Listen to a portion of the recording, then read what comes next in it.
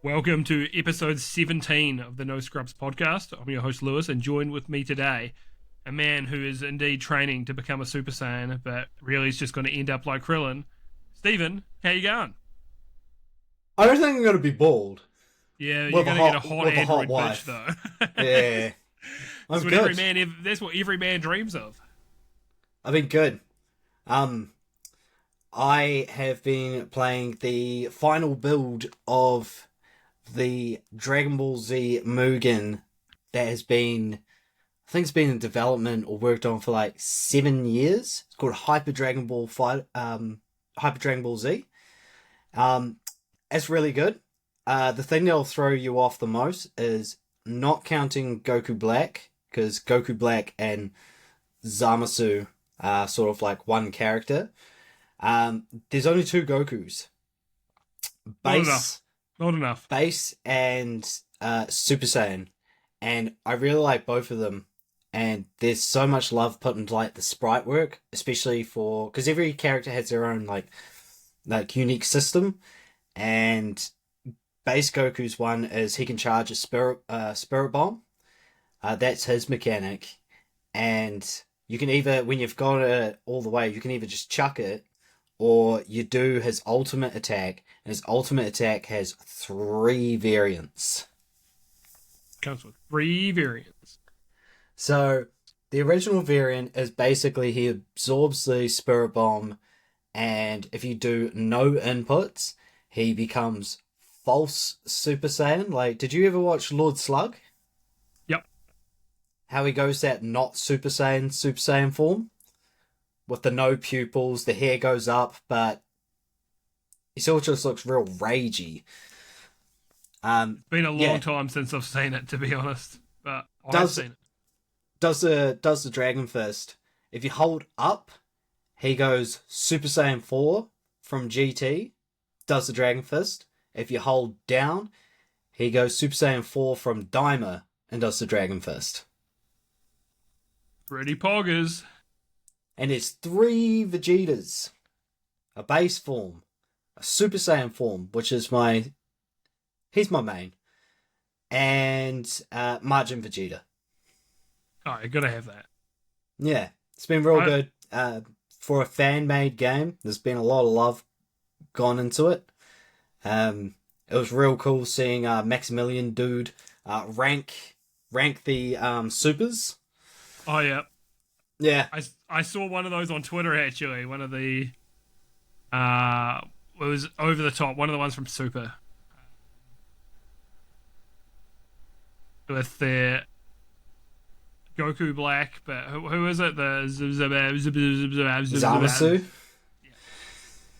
I want to call him Zamazenta, the Pokemon. The big shield fuck. Did you see when Sword and Shield came out and there were like plushies of Zacian with the sword just fucking selling off the shelf? So many shield dogs there, bro. Nobody wanted Zamazenta. Yeah.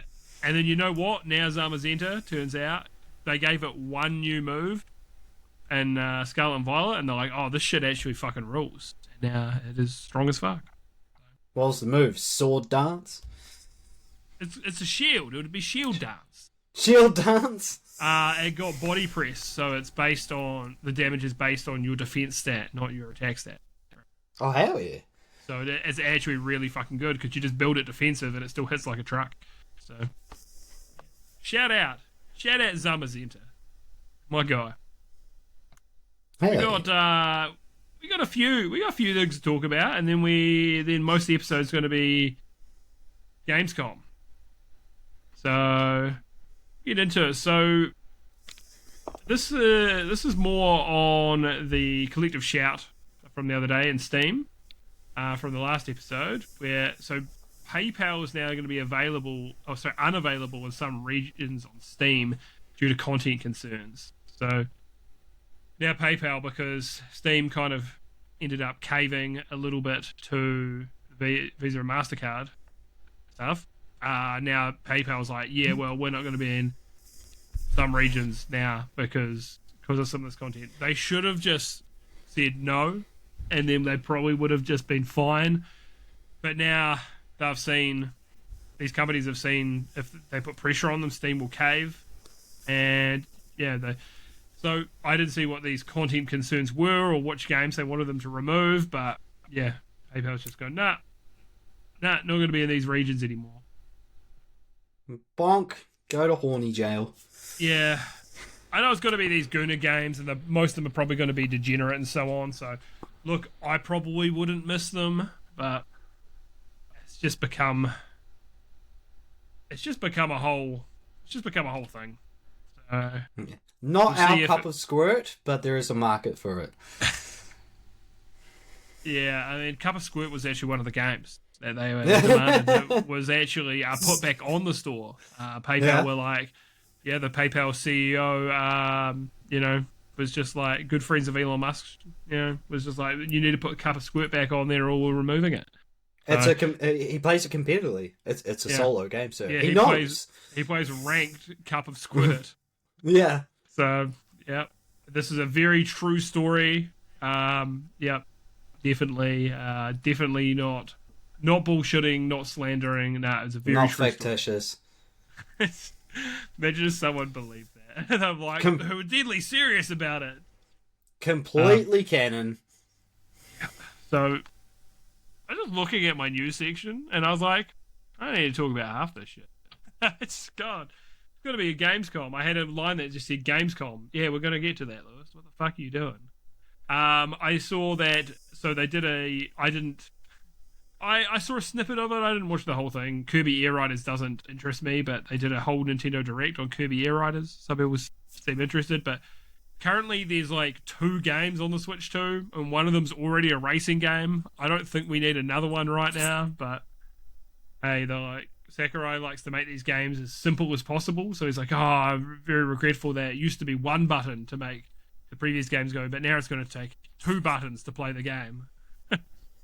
I can appreciate that, like a simplicity of controls and stuff, which is quite cool. And Sakurai is actually really good on these presentations. So he's done a lot of content and stuff in front of the camera himself. So yeah, it's cool that they are doing this. So like, you do a big presentation for one game, like Microsoft and Xbox did that with Starfield, which I know turned out to be mid.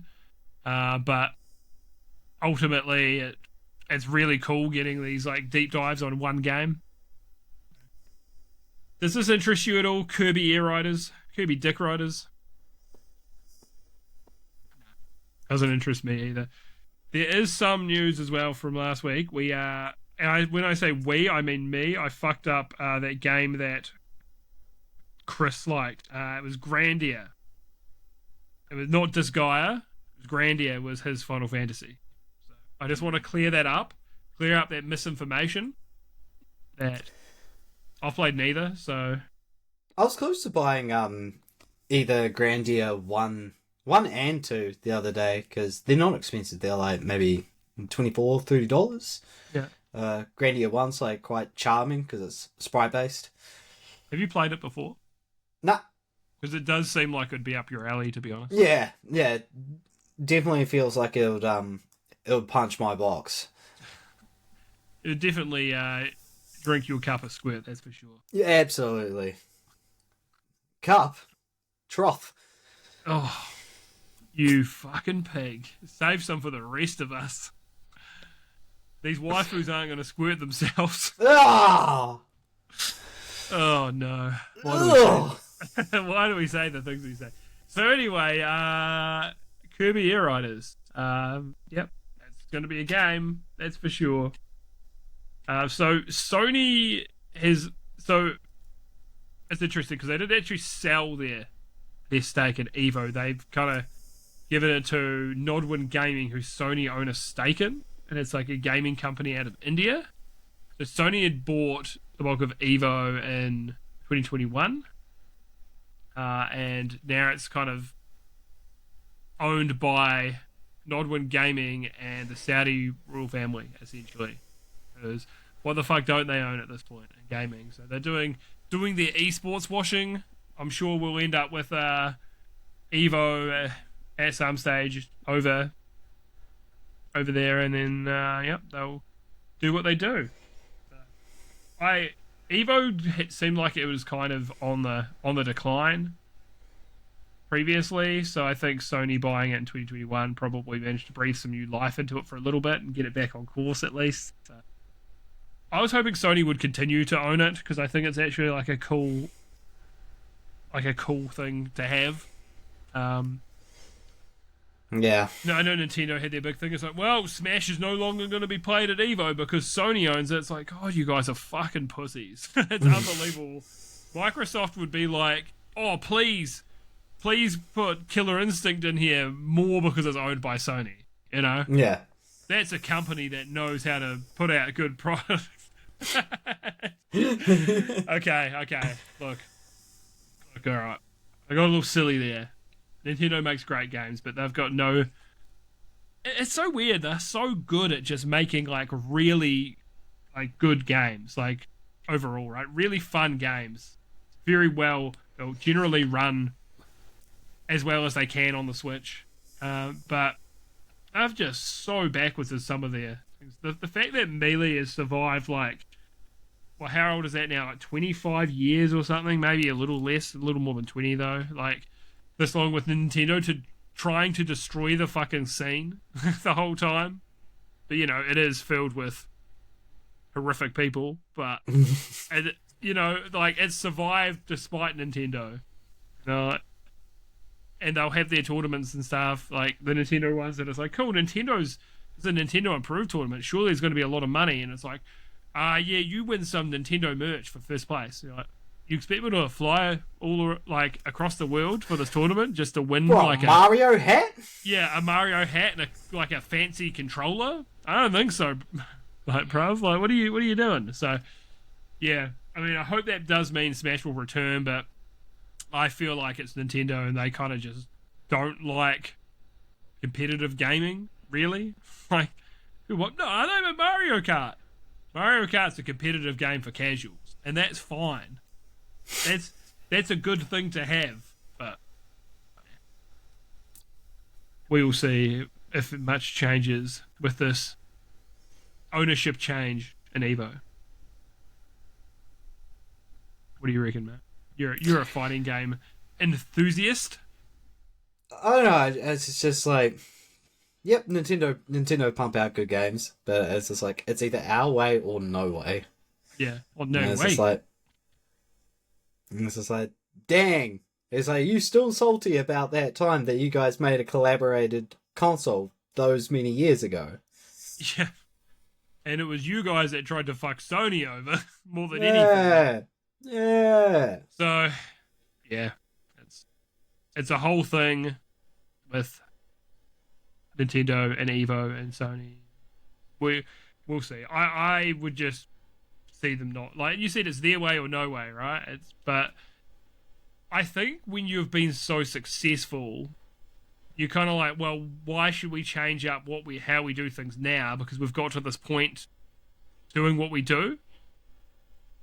You know what I mean? Like there's like I think there's that kind of mentality, like, because I think a lot of the moves that Microsoft made, well, Xbox made, were like with game streaming and stuff like that, where a lot of them were like, and even the it's not just going to be your game console, it's going to be your whole like home media center and stuff.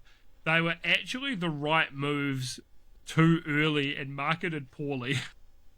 Like, yeah, I think game streaming is going to be, in another 5 years or something, I think it's going to be massive. I think that we don't know how many more generations of consoles we'll get, really. Like, I think Microsoft will be the first to be like, oh, yeah, here's your stream. In Xbox, that only does streaming or whatever. And then Sony, I think, will follow suit a little later. They might do another generation. And then Nintendo will probably be like, we don't do that. Yeah. we sell you a console. Yeah, we'll have to see. You want an achievement? Buying a Nintendo game at full retail price. That's an achievement enough. Yeah. Pay us $80 US for this for the privilege of playing our games, and then you're like, Yeah, Mario Wonder. I know it wasn't 80 years, but Mario Wonder is actually really good. I actually did love Mario Wonder. Yeah, yeah, we'll see how things shape out. I think PC gamers are similar as well, and like to almost the different to the Nintendo gamer, but in this regard of wanting to own the PC and play it locally and natively. Like our good friend Script we talked about before, he doesn't even like the fake frames and like DLSS. He wants the real frames. Mm. The real resolution. Sorry, because it is it refers to it as fake frames because you get more frames because the resolution's upscaled. I personally just want more frames. I don't care if they're fake frames. I don't think it looks much worse, the picture, right? I'd rather just the better performance. So a lot of PC gamers are super old school in that regard, which is fine. I would rather buy by current standards a mid-range PC which was a $2,000 graphics card because it's a 5070. Yeah, that's probably fucking mid-range on the current fucking lineup for $2,000. And save myself $1,000 and just have things bumped up on DLSS. Oh, it's a bit of a tangent there, but hey, that's what we do. Yeah. So Gamescom. There was starting with the pre-show. The first game they showed, Bubsy 4D. So it's a 3D platformer.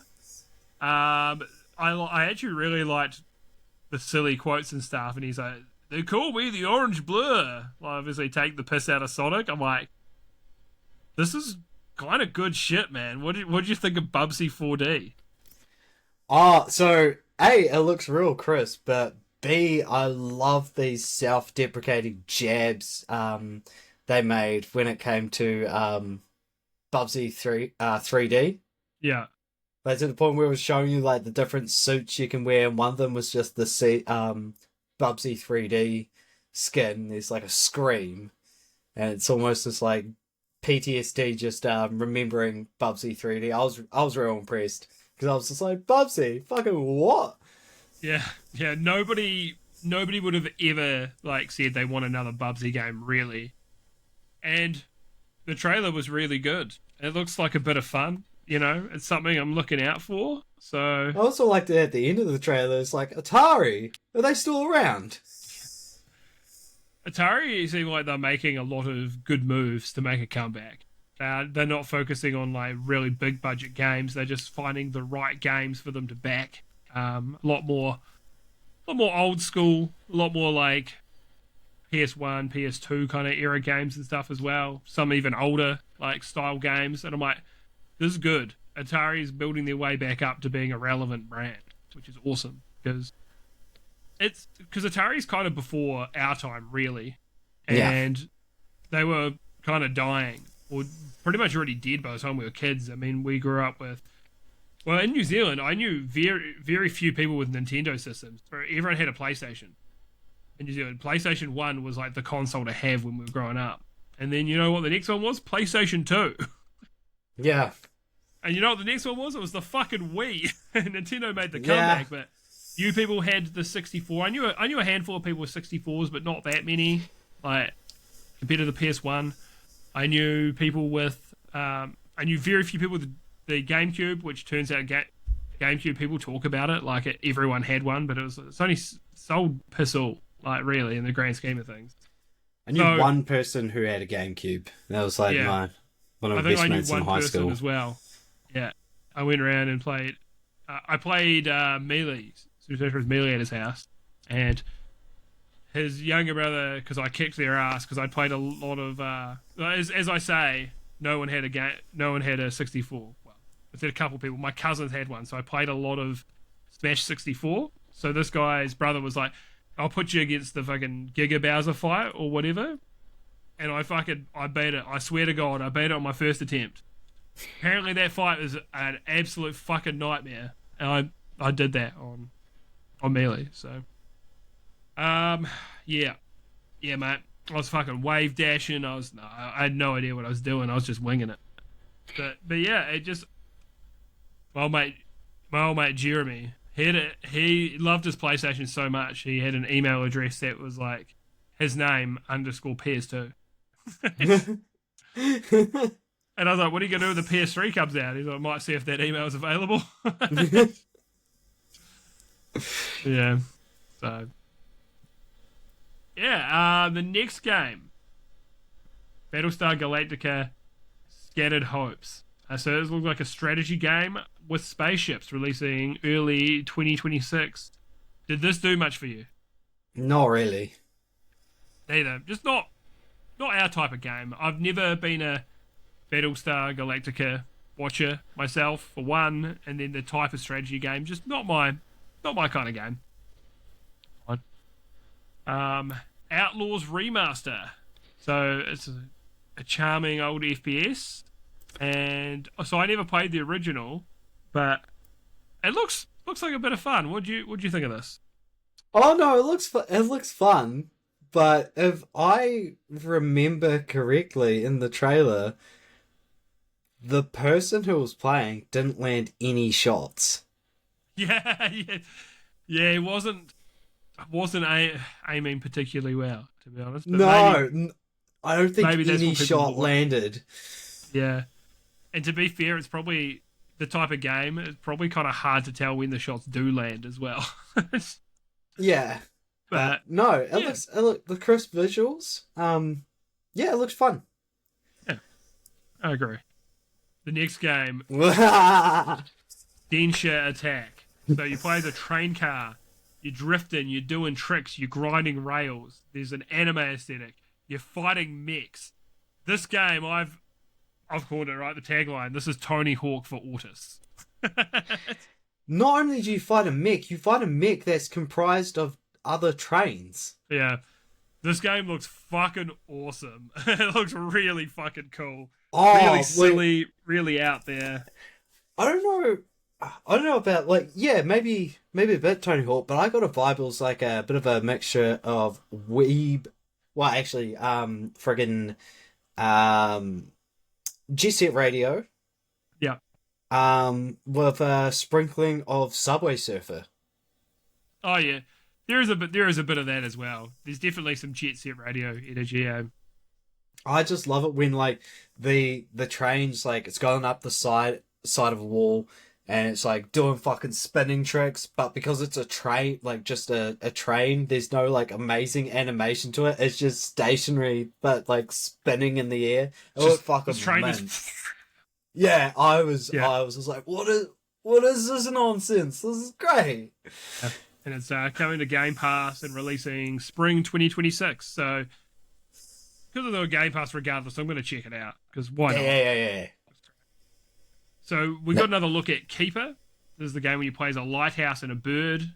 So it looks very whack, very interesting. Art style is beautiful. Like it looks really, really nice, really crisp, very unique, and it looks like there's kind of it is like a not quite a walking sim, but it looks like it is like fairly slow paced, and there's some puzzles and things to figure out, and you're supposed to kind of soak in scenery, and that's more what I mean by the walking simulator. But it looks really nice. It's cool seeing another look at this because it's very unique and out there. What do you reckon? Yeah, no, visually it's quite striking. I would definitely have to give it a dabble just because I'm just like, what does it play like? What does it feel to play? Like, yeah. How does it feel to play? What was that sentence? Yeah. Artistic, the art style, great. The way the lighthouse handles looks good. It's just like, but I'm gonna need a little bit more. But I feel like it's a sort of game where it's just like cautiously excited.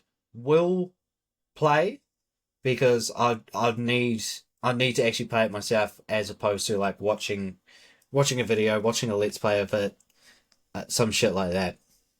Yeah, that's artsy. Fair. Yeah, and it's hard to find the balance between something that's artsy and something that is enjoyable to play. Like Hellblade 2 is a game that people say the sound design in that is incredible. Like, the sound design amazing, the visuals amazing. What's it like to play? It's fucking boring. Oh, okay.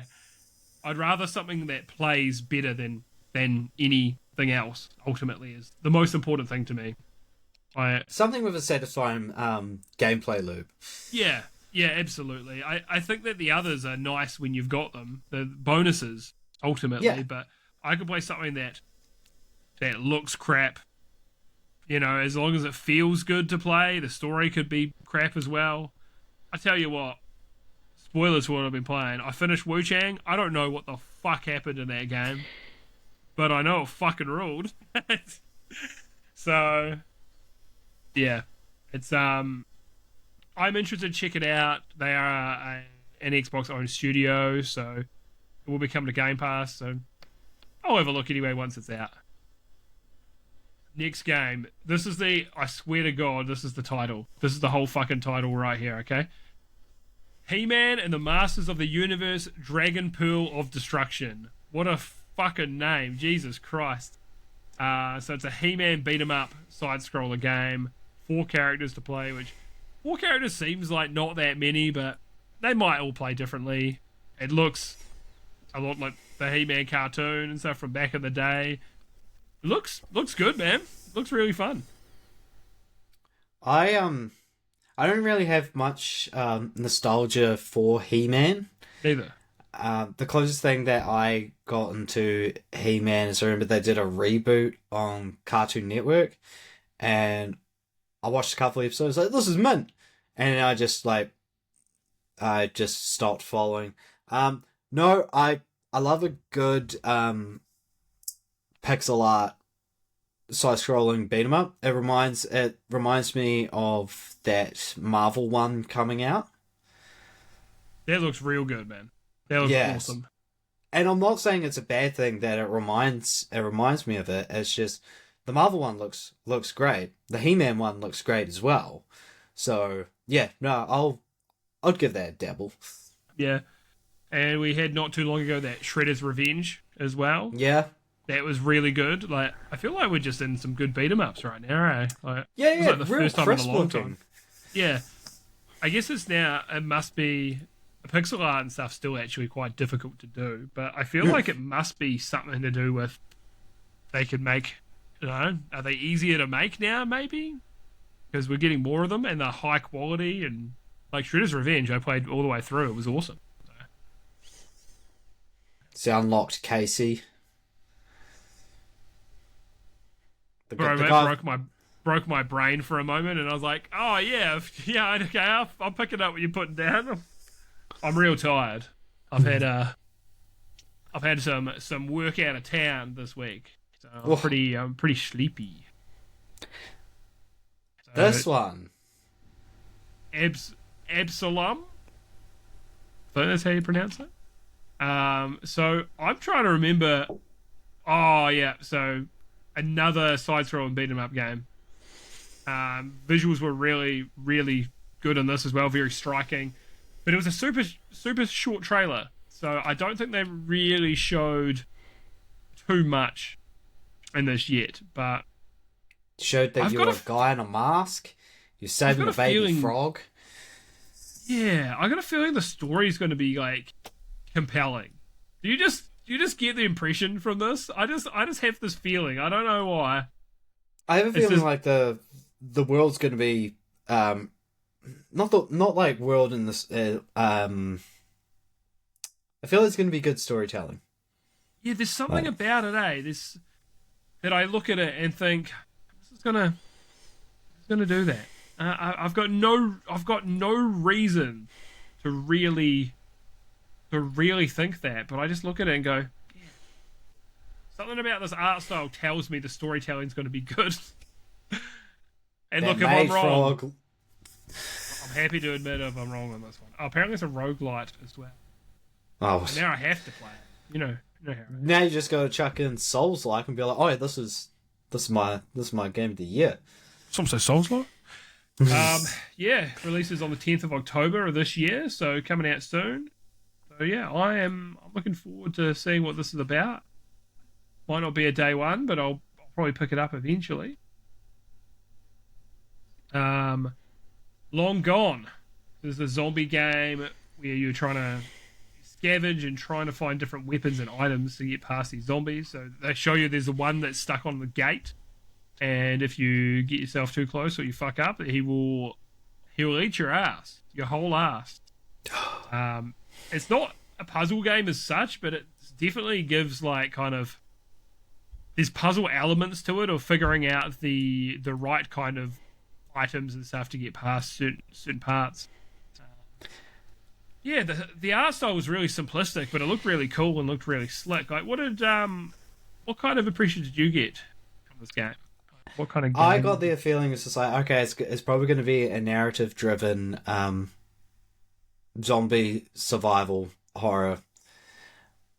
But I was just like, man, that's fucking charming. I'm looking forward to this one. I also really love it when there's a game that's pixel art, and usually when you think like it's 16-bit or whatever, everything's like flat. But then like you'll be able to move into the foreground, or like there'll be parts that are like 3D, and I was just like, that's cool, and it doesn't look distorted in the way that they move and stuff. So I thought that was quite the gem. I'm looking forward to that. Yeah, looks cool. Apparently it's point and click according to Oh, the main page, so that's a surprise. I didn't expect that, but do you love a good point and click? Motherfucker, old. He's old. Shame. Motherfucker, we old. You're older than me, mate. It's fine. Don't worry about it. Valor Mortis. Clearly one where I've got a little more information, because I was like, oh, all right, now we're talking. It's a first-person Souls-like. This hasn't, as far as I know, I haven't seen another one of these before. It almost looks, the way it's presented, almost looks like a VR game, but I don't believe it is. So there's swords. I wrote praying instead of parrying because I'm illiterate. Guns, fire magic coming out of the main character's hands. I said I'm not a historian, but it looks like kind of French Revolution kind of outfits. Did you get that vibe? Oh, this one. Yeah. Yeah. No, I thought...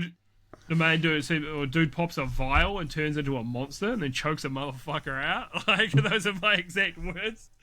Becomes like the love child between Broly and Napoleon. Yeah. Bropolian. Yeah. Bropolian. But even if it's, and they said it's a Souls-like, and they've said a first-person Souls-like, they're like, it turns out it's really fucking hard to make this type of game.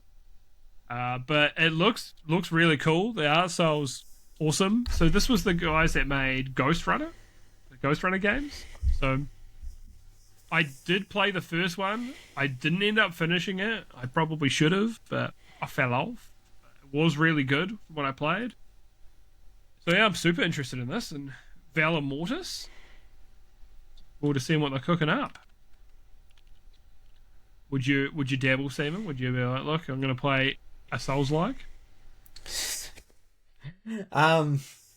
Probably not, because it's just like, not like the hugest fan on like first persons, and like That's true. I'm very like about Souls-like, and it's just like it's like someone offering me like two meals. It's like, one we know you don't like, the other one we've heard you're not sure on. Yeah. Do you want to try them together? And I was like, Yeah, I completely understand. It's like two things you're not really into. But me, it's like, we've given you, well, all of them are like this. We've given you an open world survival game, early access. Enjoy. I'm like, no, I hate those things. well, it's just like, Not always opposed to open world, but 90% of the time, I think open worlds are crap. what would you do if the next FromSoft game had dating sim and social link elements to it? And crafting. Put a gun And crafting. in the fucking mouth. Yeah, fuck that shit, bro. I don't need that in my life. To be fair, I think that some of the social link stuff, if it's not over the top, I'll be okay with it. But Like Expedition 33, I felt like that was probably the weakest part of it. Was that those mechanics in it? I was nice getting the parts of like people's backstory and stuff, but I didn't need there to be like a level up this to level 3 with this character. That's fine. Yeah, I mean, other than that, game is like perfect. Next game, PVKK. So it looks like you're repairing I think it's a missile silo or a bunker or a spaceship or something. It was kind of hard to tell. I think it's a missile silo, but you have to fire a cannon at an alien spaceship or something. The trailer was real short, showed very little. Yeah. But I think there was like aliens invading or something, and you were trying to blow them up with a cannon, and you were trying to repair it or something. It's summer 2026, so showed us fuck all, man. I don't really know. It looked cool, vibes were good, but I need to see more before I really make any real decisions. I don't know, man. Like, it kind of just reminded me of a old person's Five Nights at Freddy's. You know, the guy's really into the Cold War. yeah. Cold Night at Freddy's. No, that's fair, man. I get that from that perspective of inside, like the cannon or the bunker or whatever the fuck you're in. Who knows? It was a short trailer. Yeah, super short trailer. There's only so much you can gauge from those short ones. Like you. Yeah. Next game, Routine. So first person, you got a sci-fi like tool in your hands. You're taking photos. You're looking for threats. It's a horror game. You're in like it looks like a sewer, and you're trying to like, I don't know, this sci-fi like cameras trying to take these photos, and then dude freaks out and starts running, tries to climb up a ladder, gets grabbed. You just gotta hear it. Visually and stuff, vibes on it were pretty good, but it didn't show us much. It's coming to Game Pass late this year. Any thoughts? Yeah. I don't know, man. One thing I will say is, did you see how fucking great the water in the sewer looked? The way they looked was real like, good, man. Yeah. Yeah, I was just like, I kind of need to see a little bit more, because it's like I take a spoopy picture, I go to climb up a ladder, and then oh no, but damn, that like the way the water's just like flowing through in the tunnels is like damn. Looks really cool visually. Looks very tense as well, and it's cool getting a little more sci-fi horror. It's horror game, and I'm like, sci-fi horror. I'm like, okay, now we're talking. Don't know why, because my favorite game settings are generally fantasy. So it's like that. It's like that meme of that woman where it's just like horror game, sci-fi. Yeah, pretty much. I don't know what it is, man. It just gets me. Dead Space is my go.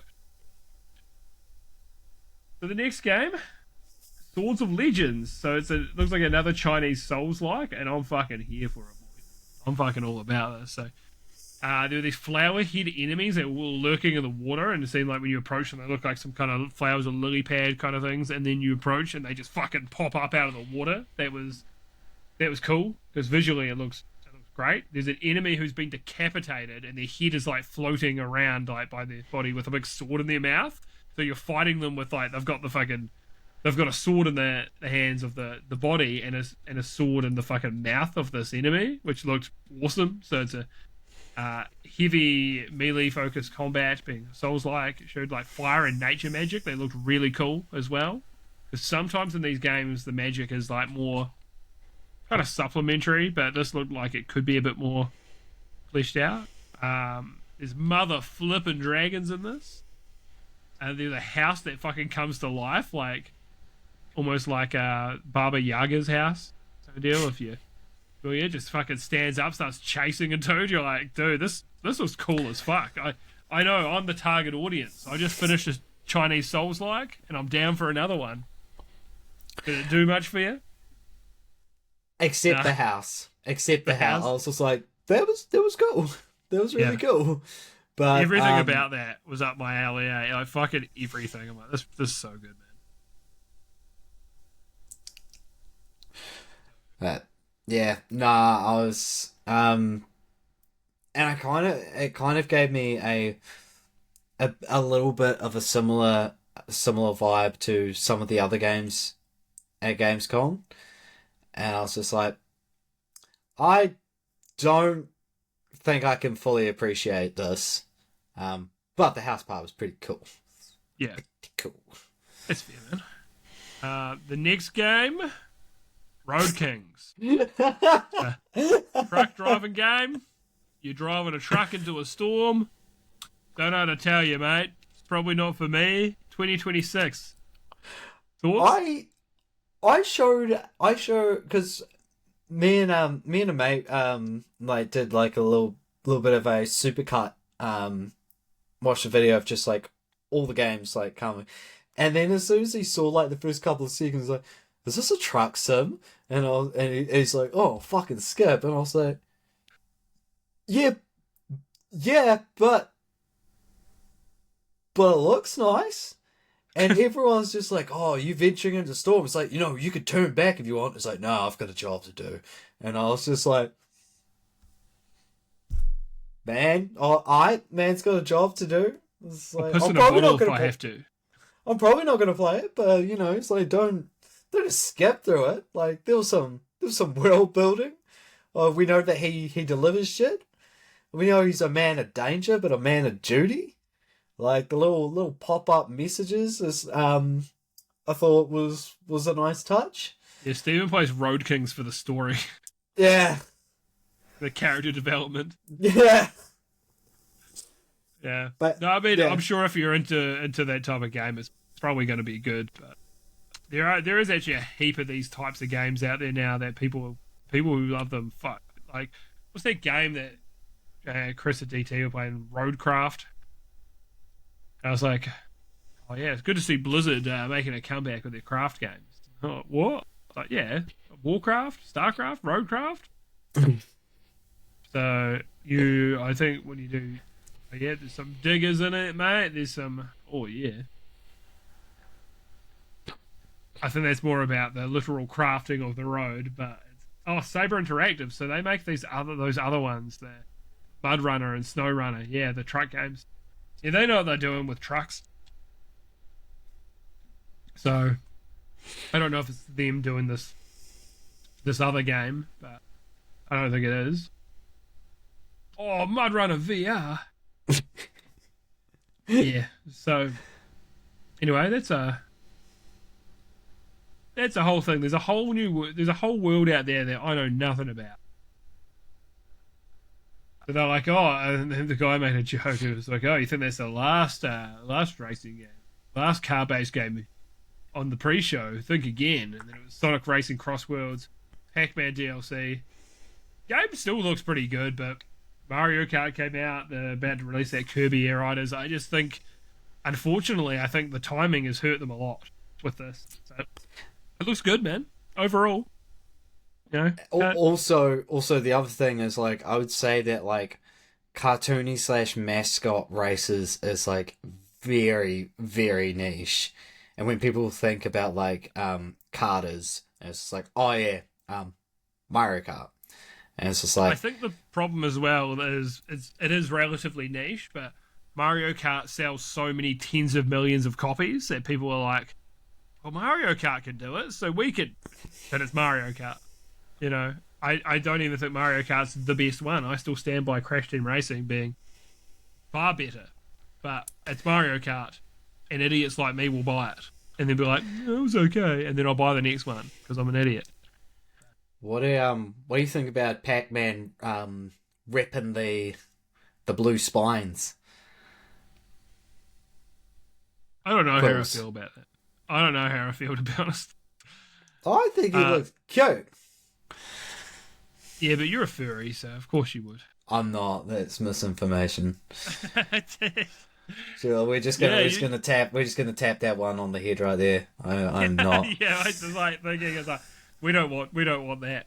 We don't want the truth getting out there, Stephen. So I'll lie. There's But look, Stephen's only fucked in a fursuit maybe 3 or 4 times this month. So we're near There's the end of the nothing. month. So I think he's doing pretty well. There's nothing wrong with wearing a fursuit. If you want to do it and you feel comfortable doing it, you may go ahead and live your life. I don't wear fursuits, and I'm never gonna. I just want Yeah, to. he prefers to just use the tail butt plug and put the little ears on. People, if someone just would be like, "Oh yeah, Steven stores his piss in fucking jugs," like, "Yep, yep, I do that." And then if someone's like, "And he also has a fursuit," I don't. He just gets so serious, like, No, shut it down. Shut it down. shut it down. Shut it down. He's not a furry. He's a scaly anyway. His first owner is an alligator. So,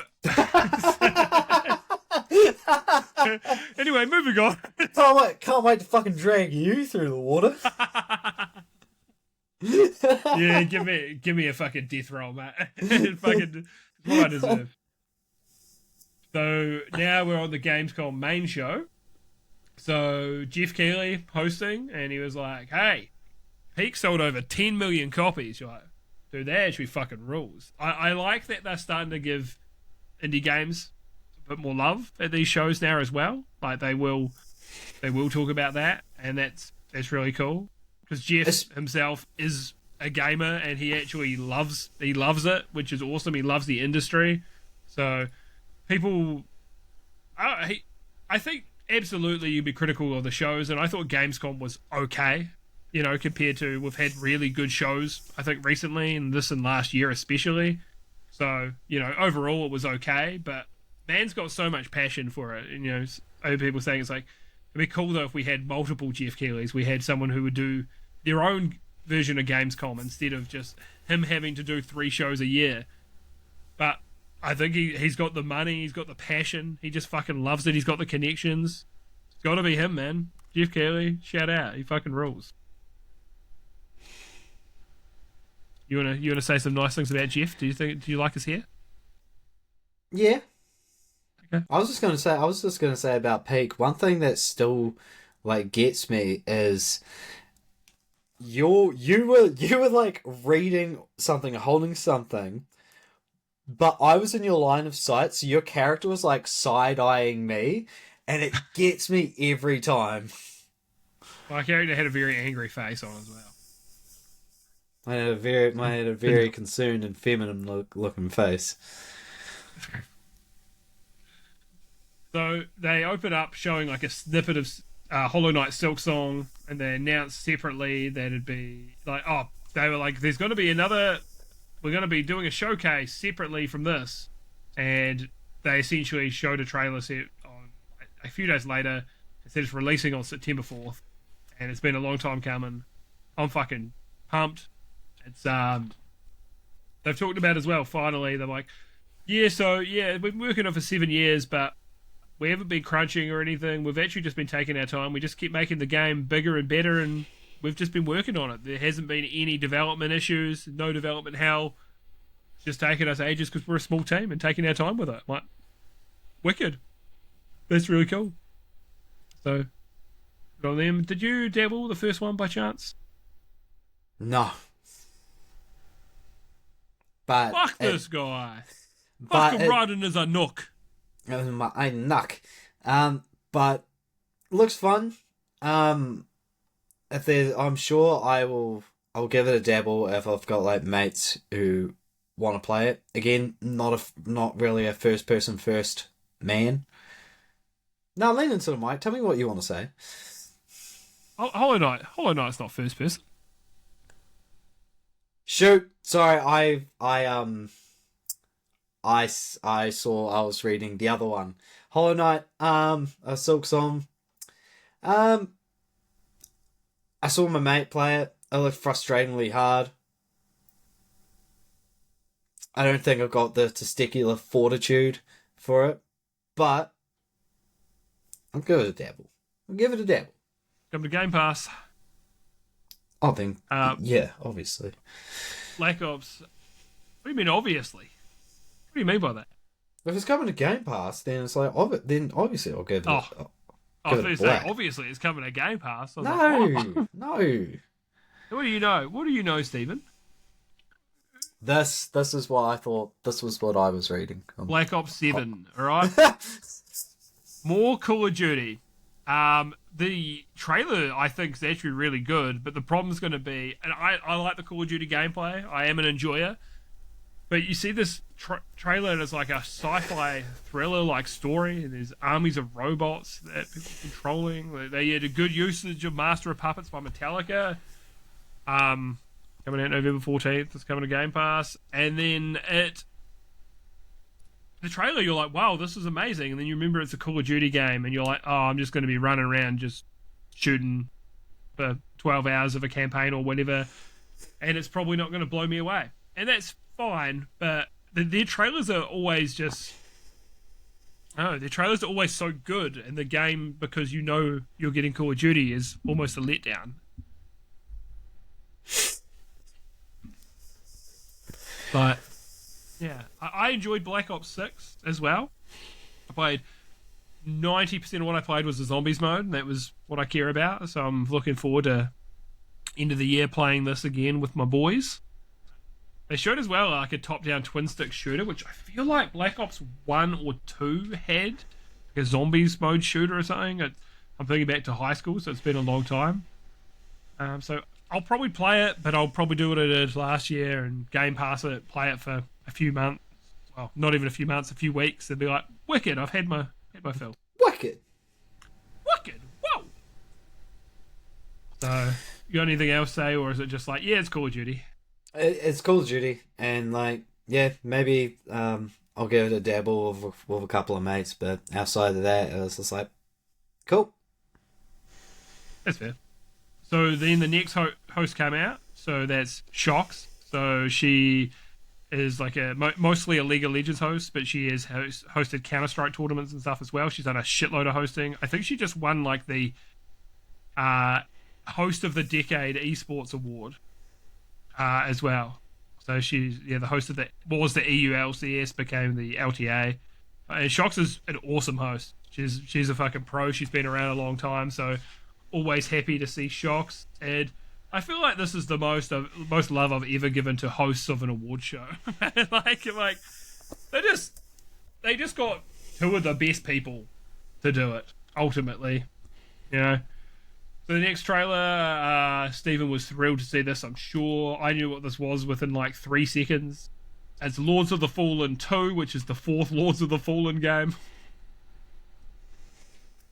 So it is. Actually, let me see. Is this the 4th or is this the 3rd? Let me see. Let me pull it up. I gotta know, because they did a reboot. They because the reboot was really good and it was a completely different team. Dude, everything wants to forget that there was an original game. My lord. Okay, it's the 3rd one. I fucked up. So they did a first one, then they confirmed there's a sequel, and then looks like they shit canned it, and then they rebooted. Yeah. So, all right, let me get back to my doc.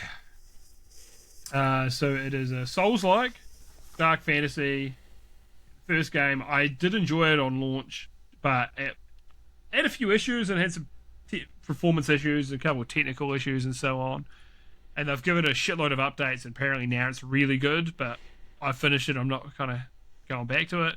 There's no gameplay in this trailer. The worst news about all of it, probably not coming to Steam. It's going to be on the Epic Game Store, and that they've dogged me too many times. But otherwise, looking forward to the game. As soon as I saw the main pro tag, I was just like, "Oh, is this a fucking Lord of the Rings game? Like, is that fucking Sauron or some shit?" And That's then Sauron. Sauron, and I was just like, Oh, okay. It's Souls like, oh, no gameplay.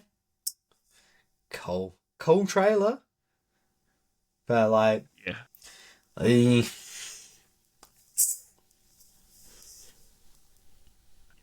Yeah. I I'd probably day one it if it was on Steam, so I don't know yet what I will do, but if there's other things out, I might just not end up playing it until later. Hopefully it gets a Steam release. Otherwise, maybe I'll get it on PS5. What are you doing, Keith? Scratching me plastic floor. Not actually the floor. It's a. Anyway, I'm not gonna go into that. I piss on the floor. I put down plastic so I can just piss on the floor. That's what it is. yeah. But I'm not a furry. All right. Sekiro No Defeat. So it's an anime based on the video game Sekiro Shadows Die Twice. The art style was interesting, but it almost looks kind of unfinished. There's something about it. I like it, but I'm kind of like, it looks weird. This is an anime that I will watch because it's based on a Souls-like. Does this interest you, Stephen? You've watched anime in your day. Um, yeah, and I was just like, I gotta be honest, like, I watched a little bit of it, and then I was just like, this is nice. It's like, but it's called Gamescon, not Games and Anime Con. And so I was just like, yeah, probably. I will say I'll probably watch it, but then people recommend me anime, and I'll be like, yeah, I'll go to watch, and I don't. So Fair. This is going to be the first anime I watch in a long time because the game is goated. Hey, it was game of the year it came out. Just so you know. And it's kind of less Souls-like in some ways, but it's actually, I think, the hardest From Software game. Well, I haven't played all the Armored Cores, but in the modern era. Next game, Lego Batman. Third-person action game. It's open world, and it appears to have like the Arkham combat, which is cool. Like, especially like with the detective mode. Yeah, the game looks really good, man. I was like, I'm a 32-year-old man, and I'm telling you right now, this game looks fucking awesome. It looks great because the Lego games historically don't do too much for me, but this is awesome, to be honest. Matt Berry as Bane, look, is such a good choice as well. You heard genuine laughs in the crowd, like when he steps on a Lego. And yes, I wish I could. I can't always do my Matt Berry impression. It just sometimes it's there, sometimes it's not. And I want to do the Bane Matt Berry, but I don't know. I feel like I'm just going to go too Bane. Too Bane. No problem. Yeah. See, I like historically have not been like impressed with Lego games. Like I loved back in the day like Lego Island 2, Lego Rock Raiders, Lego Racing. But when they started to, and I enjoyed the first Lego Star Wars. But when Lego started doing adaptations of IPs, I was just like Lego Indiana Jones, Lego Harry Potter and shit like that. I was just like, this is not for me. Like I saw my brother playing like Lego Avengers, and I was just like, this looks like every other like IP dependent Lego game. Yeah. No, but this looks more Batman than Lego. Yeah, which I think's like, really cool. I love that wee takedown he does where he jumps on the guy and just fucking elbow drops him in the face. I was like, that's mid. So for a Lego game, I wish we got Will Arnett as Lego Batman, because he was great in that movie. So for a Lego game, you have my attention. Yeah, I'm interested. Sorry, Lego IP dependent game. Yeah, exactly. I think, like I say, it leans on the Batman IP heavier than it does on the Lego IP for this, which is a good choice. Warhammer 40k, Dawn of War 4. So my boys are fucking looking forward to this, a couple of them, and they joked that, what do they mean, Dawn of War 4? They've never done a third game. Apparently the third one was crap. So the first two are beloved, and hopefully it's a return to form. 2026. It's a RTS. Any thoughts? I thought it looked cool. Like I have a I haven't really dabbled much in the way of like real time strategy games. Like I'm definitely, but I have a soft spot for like tactical RPGs. I know not the same wheelhouse, but it looked cool, and I reckon like Warhammer 40k has a real good and expansive lore that I've wanted to like give a little bit of a more of a dabble. So I thought I was impressed. Yeah, and hopefully it can live up to the hype, because it's been a long time coming as well. There's a lot riding on this game, I think.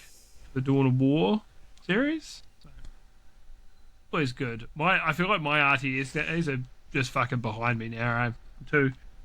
I was never good at them, but you got Age of Empires and the serial and stuff. You're like, hell yeah, but now I have no desire for RTS anymore. I'm old and slow. It's not like the best StarCraft player in the world, Flash, who was doing. I feel like let me pull this up. Flash, StarCraft, APM. I swear to God, it was like his peak was 300. Yeah. He has so many actions per minute. There were reports placing him the low 300s. It's superb macro. This guy's doing 300 actions per minute. That's how fucking crazy people get with RTS.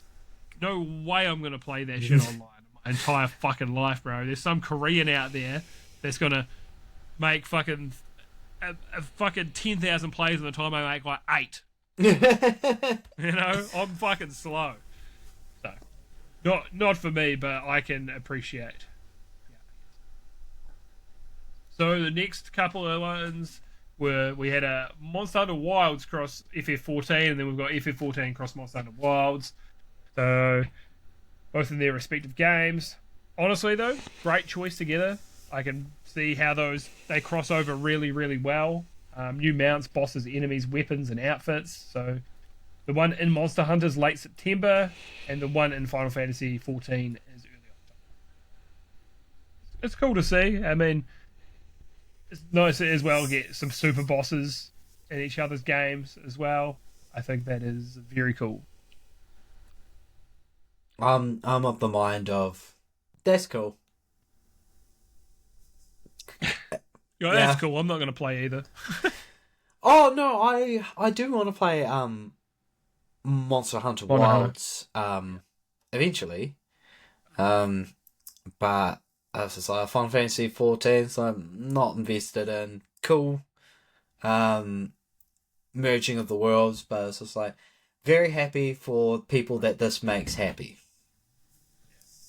Yeah, but man, if you invest 40 hours into Final Fantasy 14, you'll finally get to some good content. Get fucked. You just have to push through 40 hours of slop. Get fucked. That's what they tell me. I was like, I'm not going to push through 40 hours to get through to something that I might still not enjoy much. But they tell you that's the payoff's worth it. Next game, Onimusha Way of the Sword. We've seen a bit of this before, but we saw a bit more gameplay focus this time. And man, I gotta say, it looks really fucking good. Looks exceptional. This is like contender for Game of the Show. Game of the Show? Yeah, that's the wording. Yeah, I got it. Nailed it. Oh. So third-person action game. It does have a little Souls-like energy, but more action game. There's big bosses, there's parries, enemy design in this, fucking whack in a good way. Enemies look so interesting in this. They look interesting to fight. Their designs are interesting. Is that the one where he I does might have like to get it. a clean cleave through an enemy? It's like, oh, two of them. Yeah.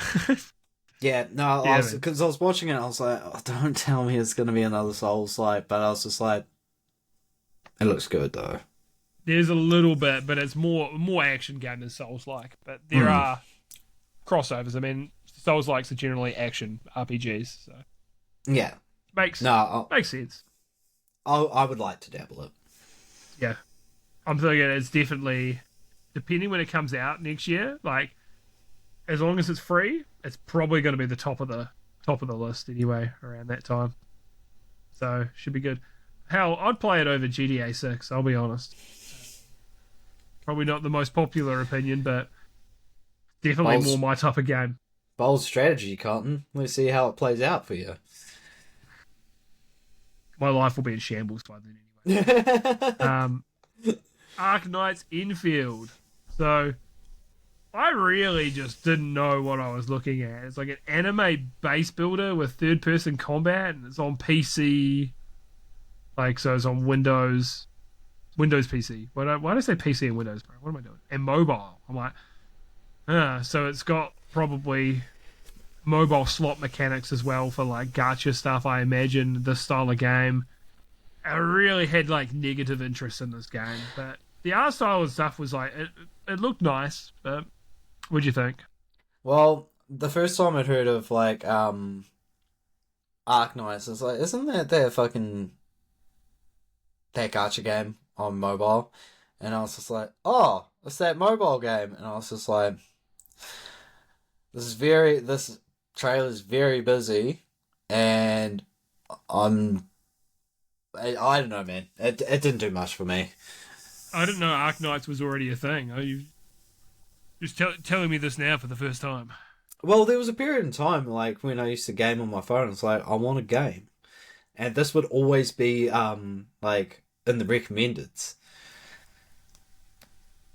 It's a shame. Yeah. Next game, Europa Universalis 5. So it's a 4X strategy game, so kind of like your Civilization. Thank you, bro. That was gone from my mind. It was just like oh, but looks like a game kind of like Civ, and I'm sure that people that are into this would be like, actually, they're nothing alike because of these. I get it. There's a lot of depth to these games. They're not for me at all, but it could be good for these 4X nerds out there. What do you reckon? Again, I'm happy for the people that this game makes happy. Yeah. Not for me. Next we've got Daemon X Machina. I think it's pronounced Machina, or is it actually Machina, this one? I hear it pronounced Machina. I don't understand it. Titanic Scion. So campy anime third-person action game and mechs. Looks pretty fucking fun, to be honest. Very over the top. A lot of talk about the Alpha. We must find the Alpha. We must defeat the Alpha. The Alpha. They said it like 8 times in the goddamn trailer.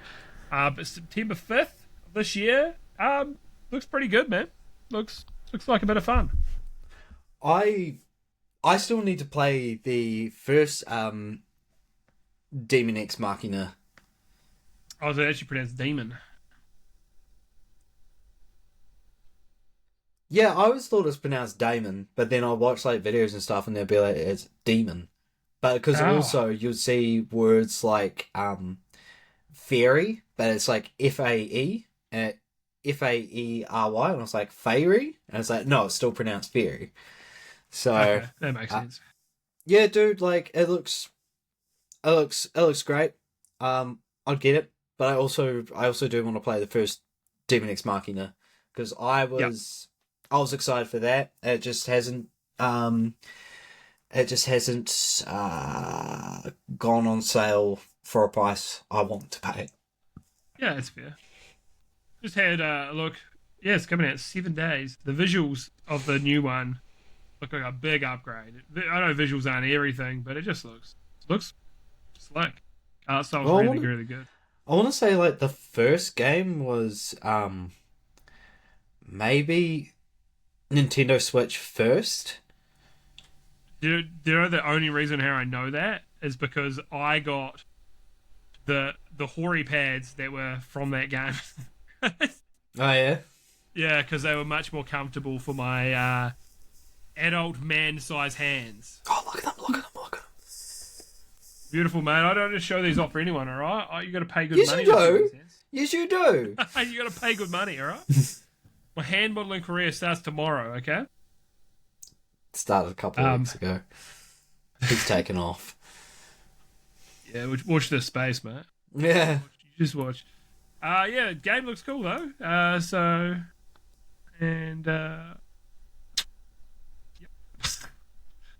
This game, Void Breaker, an FPS.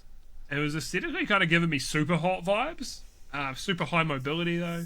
Trailer was super short, and it's out in early access and on Game Pass. It's out, but brief trailer, but I thought it looked pretty cool. I've installed it from Game Pass. Haven't booted it up yet, but maybe this weekend. Maybe, because I don't know, man. I was just like, to me, this was a blink and you miss it sort of game. I even had to like do a quick Google search to see what it was. I was like, oh yes, this first person shooter. But you know, I might give it a dabble on Game Pass. If it's my type of thing, maybe we can give it a blat sometime. Yeah, worth a go. I mean, the thing is with Game Pass, man, is just it may as well. Yeah. So the next thing they showed, I actually skipped this because I don't want any spoilers, but Fallout Season 2, trailer for that, and I said Ella Purnell's a bit of alright, and I stand by that. Look, some people might say her eyes are a little far apart, and I say you're right, but I know something endearing about that. She's very anime looking. She is. She seems she seems like a lovely girl. I think there's something about her. I think it is that there's something that she doesn't look like a lot of other people, and I feel like that's something that draws you to her. And she's great in the show as well. Did you dabble? That's why I'm not a Fallout enjoyer, but I love the show. That's why when this came up, I was just skipping. Yeah, I did the same. I skipped it as well because I'm like, so these days, man, they trailers just want to, especially for TV and movies, they just want to spoil the fuck out of everything. They want to show you all the best parts, and I don't want to see them. Actually, you know what? The stuff they showed for the season 1 of Fallout, they showed you just the trailers were fucking boring, and like there was some dumb lines, and I was like, oh, this looks fucking cringe. I'll watch the first episode and probably never watch it again. And then I was like, oh, this fucking rules, man. Fuck. So, but I still was like, okay, I'm just not watching it. I just don't want to see anything. I'm already gonna watch the show. Haven't watched the can't first. wait, man. Haven't watched the first season, but that's not a write-off. I just struggle to sit down and watch shows these days. So maybe I'll get around to it someday. Worth a go, I reckon. Next one was, we've seen this before, but Indiana Jones, The Order of the Giants DLC. So a bit more Giants of the were same. huge. The Giants were so big. It's unbelievable. It's coming out September 4th, so next week. It's also coming out on Switch 2 in 2026. So that's cool. But did you dabble in Indiana Jones at all? No, I haven't. I fell off it. It just didn't grab me, just gameplay wise. But settings and stuff were cool, and but maybe I'll get back to it another time. I don't know. I kind of just feel like it should have been a game that was like third person. I think they were trying really hard not to be Uncharted. That makes sense. I think that was probably it, because if you make Indiana Jones in third person, it's kind of similar, right? And then Uncharted was like, we're trying our hardest not to be Tomb Raider. Yeah, exactly. And there's Indiana Jones vibes, and it's obviously inspired Uncharted as well. But right. Next game was Deadpool VR. Again, the dialogue was less cringe this time, but it's not coming to the Quest 2, so I won't be getting it. Coming out 18th November. Yeah. I don't really have much opinion on it. No, fair. World of Tanks 2, sorry. It says Tank Combat. Striplet will be pleased. General release is September 3rd, so real soon. I tried to play this back at old job with Scriptlet like fucking 11, 12 years ago. It's probably about that. A lot of times past, I could not get into World of Tanks. He's like, nah, man, it's great. Just get on there and yeah, it's real good. And then you get into a game and everyone's got like fucking high level like end game tanks and you're trying to learn mechanics and you just get fucking one tap from across the map. You're like, oh yeah, okay. It was very like pay to win, or you just had to just grind. And I was like, I'm not willing to do that. So I'm sure that it's going to be great, but I'm never going back to World of Tanks. I'm done. Was this the more like World of No Thanks? Was this a trailer where it's just the bunch of tanks in the snow and they circle each other and they have like what sounds like just falling in reverse or some other sort of generic fucking metal playing in the back? Yeah. To make it sound like more hype. Have you noticed how much like rock and metal is coming back in gaming? Like so many, like we had Master of Puppets with Call of Duty and stuff as well. It feels like it's coming back into like the gaming culture, which is interesting because it hasn't been there for a while, and now it's just creeping back in. I still reckon I loved it in Devil May Cry 5 where you had Nero's combo song, which just sounds like hard bass with a woman singing. It's like, that goes hard. You have Virgil, whose song Bury the Light, which I will say is probably one of the best songs in a video game. And then you just have Dante's theme. I can't remember who the vocalist was, but he got scrapped because of some allegations or something. And if I remember correctly, the replacement like scream vocalist for his song was Michael Barr from Volumes. Oh yeah, that's cool. Yeah, and I was just like, and the thing is, it wasn't just like, oh, screamo metalcore. It's like, dude, this is pretty hefty, and I love it. Yeah, man. Like, and I know, like, then Doom was really the start. I mean, that's been nearly 10 years now. Doom 2016, and it felt like metal kind of came back to gaming for a little bit, and it felt like it kind of went. It didn't go away completely, but it kind of went away a little bit. But now, yeah, so many of these trailers, man. It's just like, finally, they're catering to me, the white man. Now all I got to do is find a turn-based JRPG when like the main antagonist shows up. There's like some Whitechapel or some deathcore playing as you fight. They're like, oh, they understand me. Oh, they finally, game developers get me. Yeah. Dude, Final Fantasy X, the other side, you're like, oh yeah, this fucking Good shit.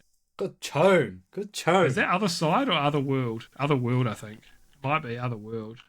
I think I fucked up. Is that the Blitzball song? Yeah, it is Other World. Other Side is the Red Hot Chili Peppers song. Been a long time. Because if it's a song thinking of the Blitzball song, I was just like, good tone. Good tone. I haven't played that game since high school, when I used to listen to that song regularly. On your my MP3? iPod Classic. Was that on your Walkman? I had a job from when I was 15. Well, actually, the day before my 15th birthday. So I had that iPod Classic money, baby. Clickwheel was always shit, and I don't care. I don't care for people who defend it. I feel like it was. You're like, oh, that's a really cool design. Never worked 100%, and you try to go down one click. I've gone down 2. I've gone up 3. I just remember because I didn't have an iPod till like the little tiny iPod Shuffle, Oh yeah. and then I had the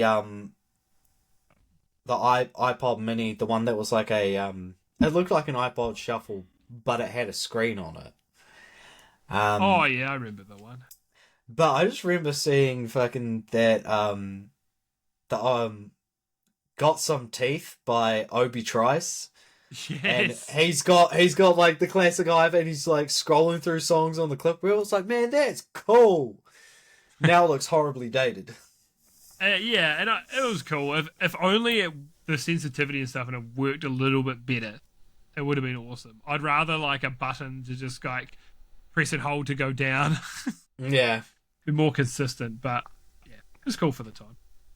Next game, John Carpenter's Toxic Commando. I don't know why I accidentally started putting on a voice and then I leaned into it. So it's an FPS zombie shooter, COD Zombies vibes. John Carpenter is a gamer. So I hope that he is involved with it, because the game actually looks better than I would have expected for a movie tie-in game, releasing early next year as well. What do you reckon? Sort of looks a little bit like Horde shooter, so I'm not anti it. I got real confused by the title because it's like they're gonna make a game about the Toxic Avenger. Like if you've ever looked him up. Or did I just fuck it up? No, Oh, the game Toxic is... Commando. I heard Commander. It's Commando. No, I thought it was the Toxic Avenger, and I was like, making a game about this guy. But I that's was wrong. the movie, yeah. But I was like, oh, okay, looks like a horde shooter. So I was like, yeah, all right, looks fine. Oh no, you're right. I've completely mixed it up. For some reason, I thought Toxic Avenger was like Toxic Commando was the same thing. John Carpenter he's not even involved with that. No, I am many things. I won't say. Okay. No, I fucked up. The reason I think I mixed them up is so John Carpenter is he's the director of The Thing, right? That's the goat right there.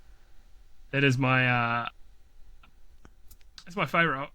Or one of my favorite horror movies, sci-fi horror. Now there's probably Alien and Aliens. So it'd be Alien, Aliens, and The Thing are my top 3 horrors. So yeah, dude, that's my bad. They're completely separate things, but regardless, big gamer, John Carpenter. I almost said John Romero. The other horror director who was actually in Call of Duty Zombies back in the day. It was pretty poggers. Yeah.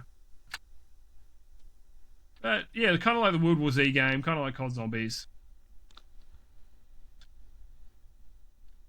Next game, Death by Scrolling. So it's a roguelike top-down game that just kind of slowly scrolls up, and different what do I say, different charges, bro, different characters. What am I saying, man? What was I fucking high when I was making this document, bro? I just so many just sleep fucking deprived. typos. Yeah, probably like right now. Yeah, so many characters to choose from. The Grim Reaper's trying to hunt you down. Was it Grin Reaper? He's just it's from one of the creators of Monkey Island. Super interesting to hear. It's very different. Looks fun. I'm interested. What about you? I'm really excited for it. I Yeah. I was having a discussion with a mate when we had a rewatch, and we were both like, it's real funny because like with a lot of the AAA games that go on now, it's just like, that's cool. We know there's an audience, but then like games like this and Densha Attack were announced, we're like, oh shit! It looks fun. It looks so fun, and basically the whole thing is like keep scrolling up and try to get enough gold to pay the ferryman at the end of each level. I was like, that's awesome. Yeah, looks like a lot of fun. Definitely going on my list. Next game is just such a pretentious name, and of course it does. Zero Parades for Fake Radicals.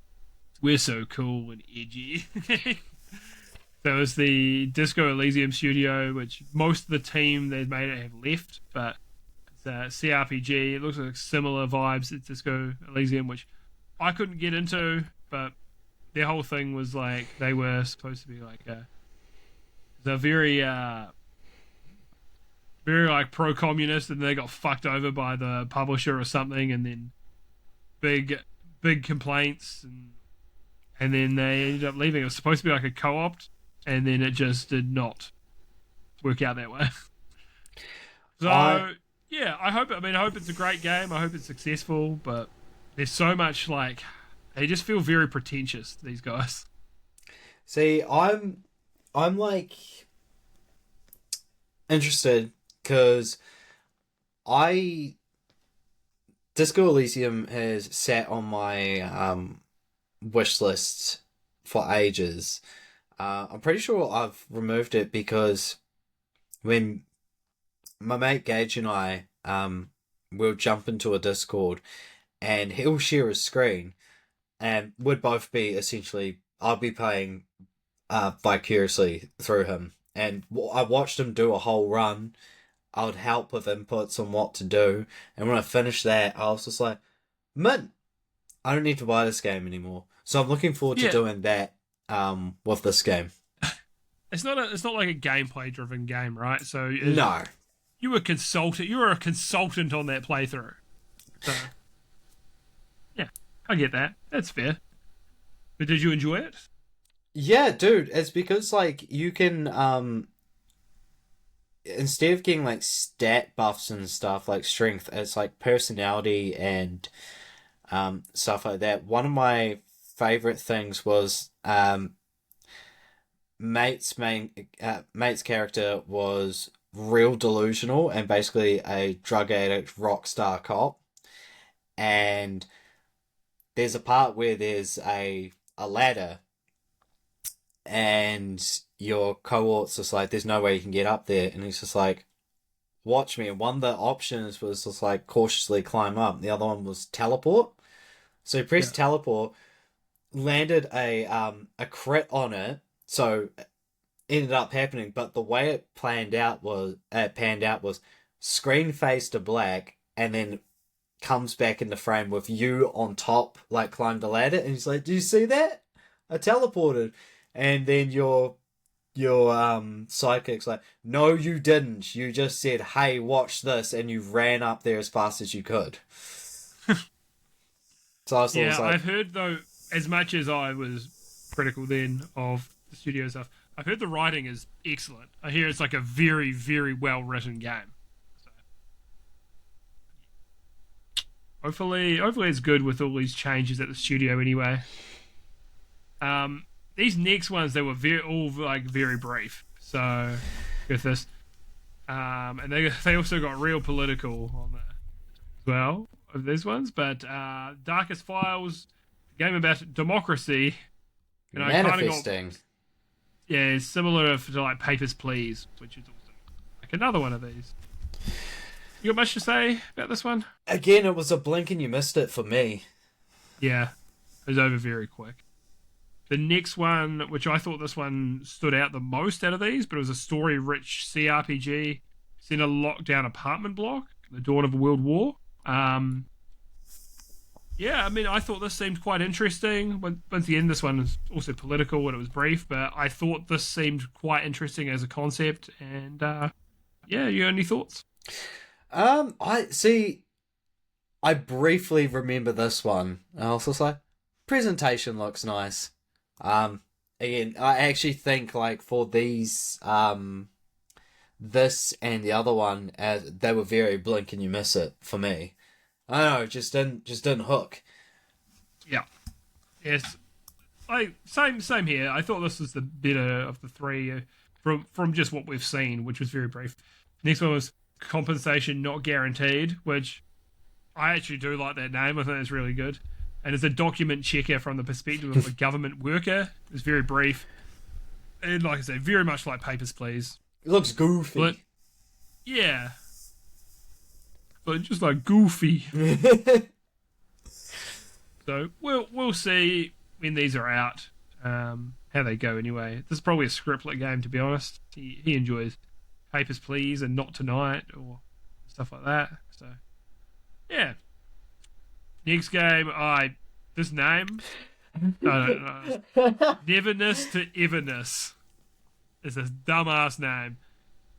But it says anime aesthetic, and it's kind of hard to know what this game was. It was like racing, and there's third-person action combat. It's going to PC, mobile, and PS5, so the mobile thing makes me... But any thoughts on this one? I was just like, oh, it's going to be a slick anime racer. I was like, that's cool. There's not enough of them.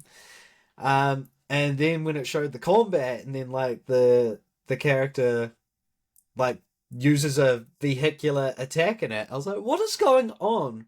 Like, this is I have questions, but I also, because of the whole mobile thing, and just the way it's the aesthetic and stuff, I can't help but feel like it is going to be a gacha. So this will be a me. I'll play this for like a couple of weeks and be like, yeah, this is fun, and then I'll be like, you're not Honkai Star Rail, which I'm thinking of maybe getting back into. Maybe you do it. Don't I do it? Like. But yeah, no, very very wacky. We'll see. Next game, Unbeatable, rhythm game. The visuals I thought were really slick, but I didn't get to see too much from the trailer. It was like, oh, it's a rhythm game. Okay, coming out November 6th. This your thing? I'm looking forward to this one because I played a lot of, I think it was called Unbeatable White Label. Oh yeah.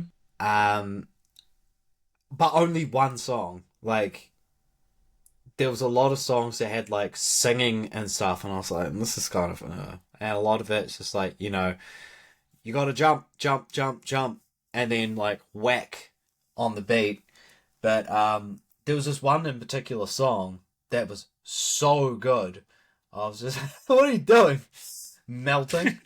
I enjoyed White Label. Oh no. Sorry.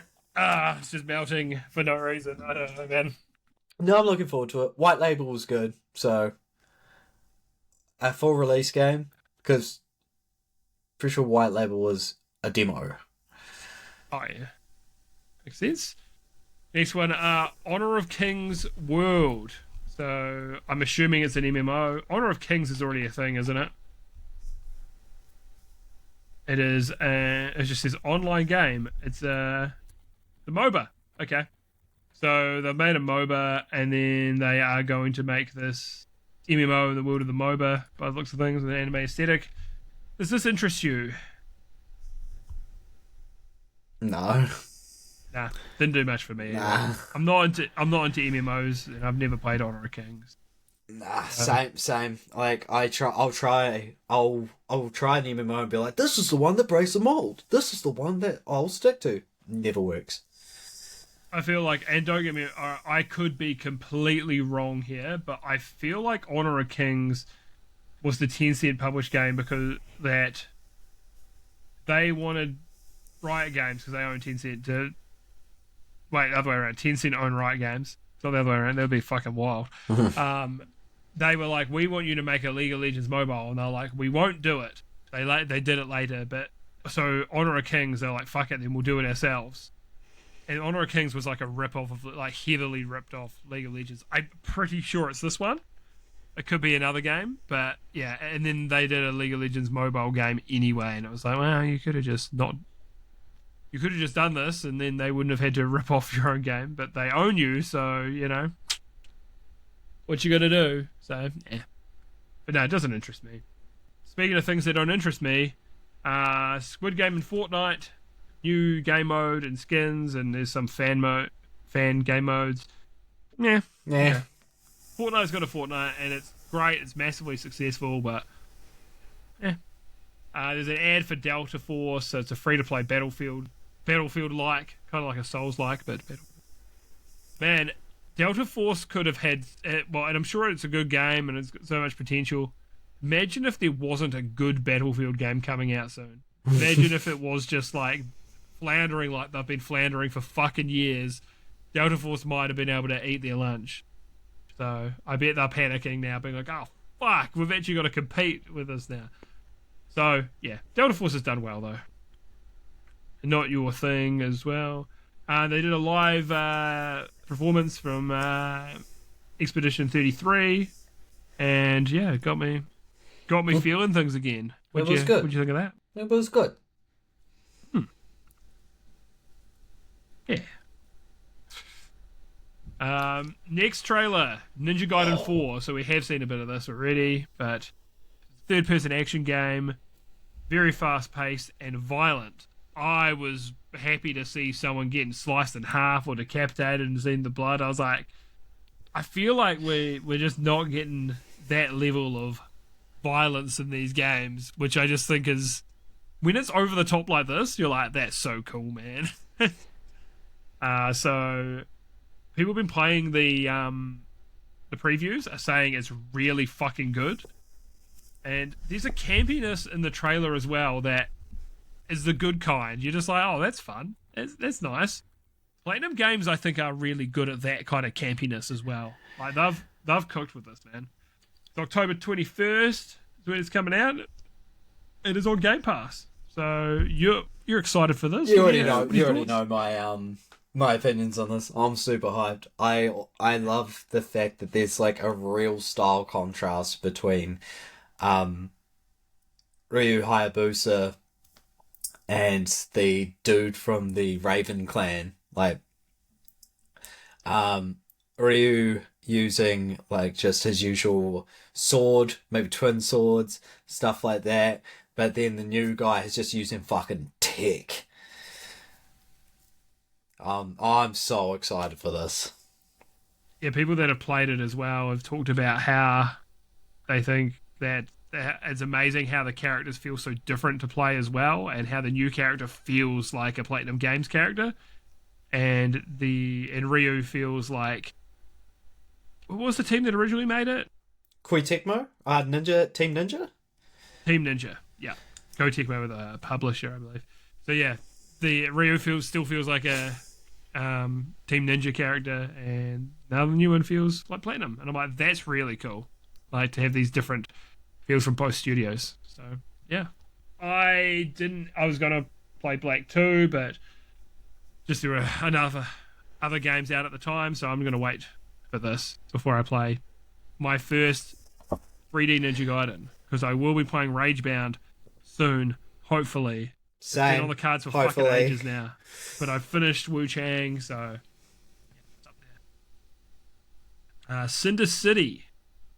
So third-person shooter. You're shooting monsters. You're driving vehicles. It was almost like it gave me a vibe like it was a slightly futuristic version of the Division. Like it looked interesting. It's got potential, but I need to see a little bit more before I'm all in. What are your thoughts?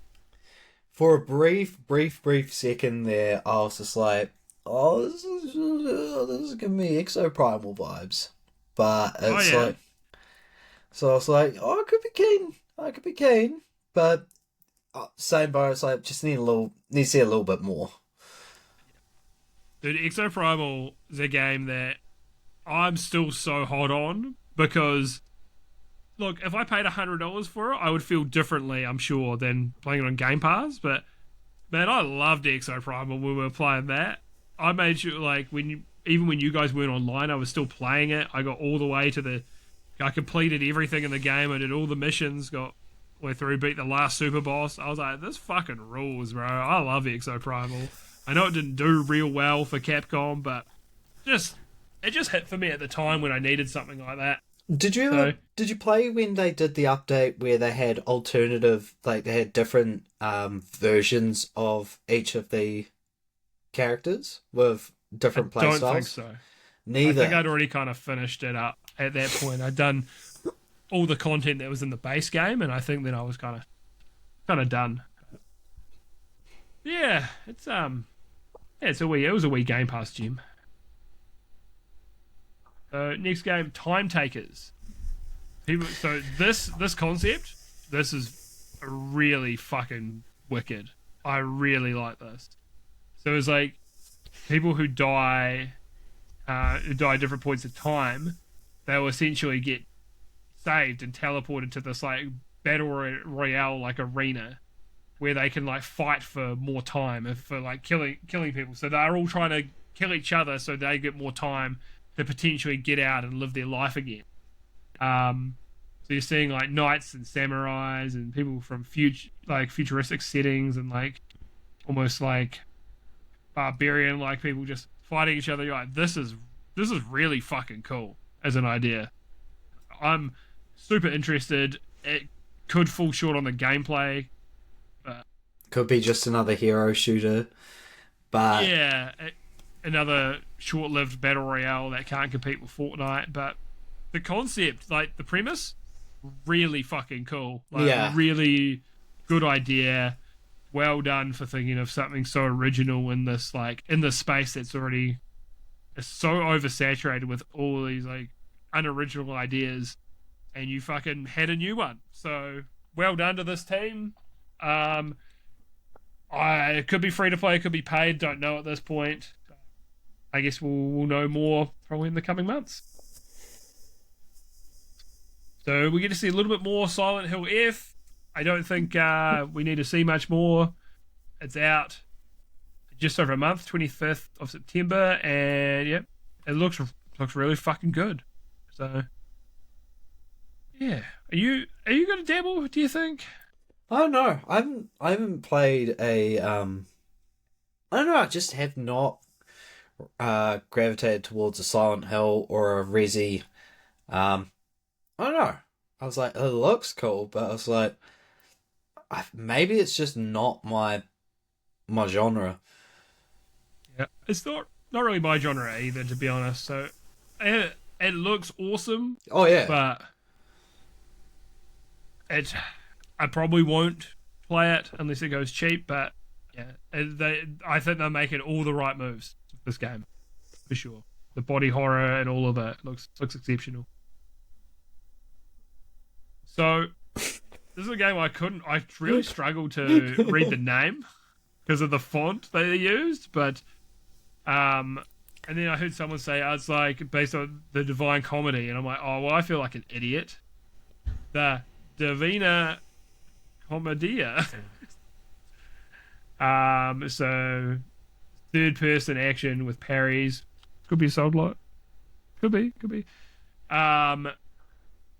It says in game, but it looked like a cutscene. To be honest, it was weird, like the camera perspectives and stuff, and it says in game, and I'm like, I don't think it might be in game, but I don't think it's actual gameplay. I think they're kind of little, technically not lying, but a little deceptive on that. But edgy, dark fantasy vibes. I think this looks really cool. I think it's got a heap of potential, and cool art because style. it could be a Souls-like, but yeah, art was really nice. Yeah, interested in seeing more. I was like, oh, have I got this on my wish list? Yeah, I do. Yeah. I already got that on there. Yeah, interesting looking enemy designs from the one that we see. I'm assuming from that trailer, it is a long way out from launch, though. I think it is going to be quite a way away. But looking forward to it. Chronos: The New Dawn. We've seen fucking heaps of this game now. It's coming out September 5th. And I've got to say, man, every time I see a little more on this game, and I'm like, it does look really good. They've showed off a lot now, and I'm kind of not a fan of studios showing off too much, but I feel like it's done them a lot of benefit because each time I see it, I'm a little hotter on it. What do you think? I was just like, why does this person look like a fucking Big Daddy from Large Father? yeah, from what's this Bioshock 2. Bioshock. I mean, it didn't really do much for me, but I also haven't been following it. But yeah, maybe Hey, it goes on for me, special. Stephen, Yeah. sci-fi, horror. We just So, need to find you a sci-fi horror golf souls like card game. roguelike. Roguelike. Roguelike card game, and then you've ticked all the boxes. Golf. Yeah. Yeah, this looks great though. Bloober Team, so they are the team that did the Silent Hill 2 remake. So yeah, they've had a very mixed track record in the past. So, but this looks really, really good. Hopefully they knock it out the park. They said they're done making bad games, and hopefully that's true. Next game, Outer Worlds 2. We've seen so much of this, bro. I know, hypocritical being like, oh, I keep seeing more Chronos, and I'm like, hell yeah. I keep seeing more Outer Worlds 2. I'm like, bro, you've showed us so much. I don't get any hotter or any colder on Outer Worlds 2. There's a heap of people I know that are going to be all over it, and I'm sure it's going to be great. Knowing that you can't sleep with the companions.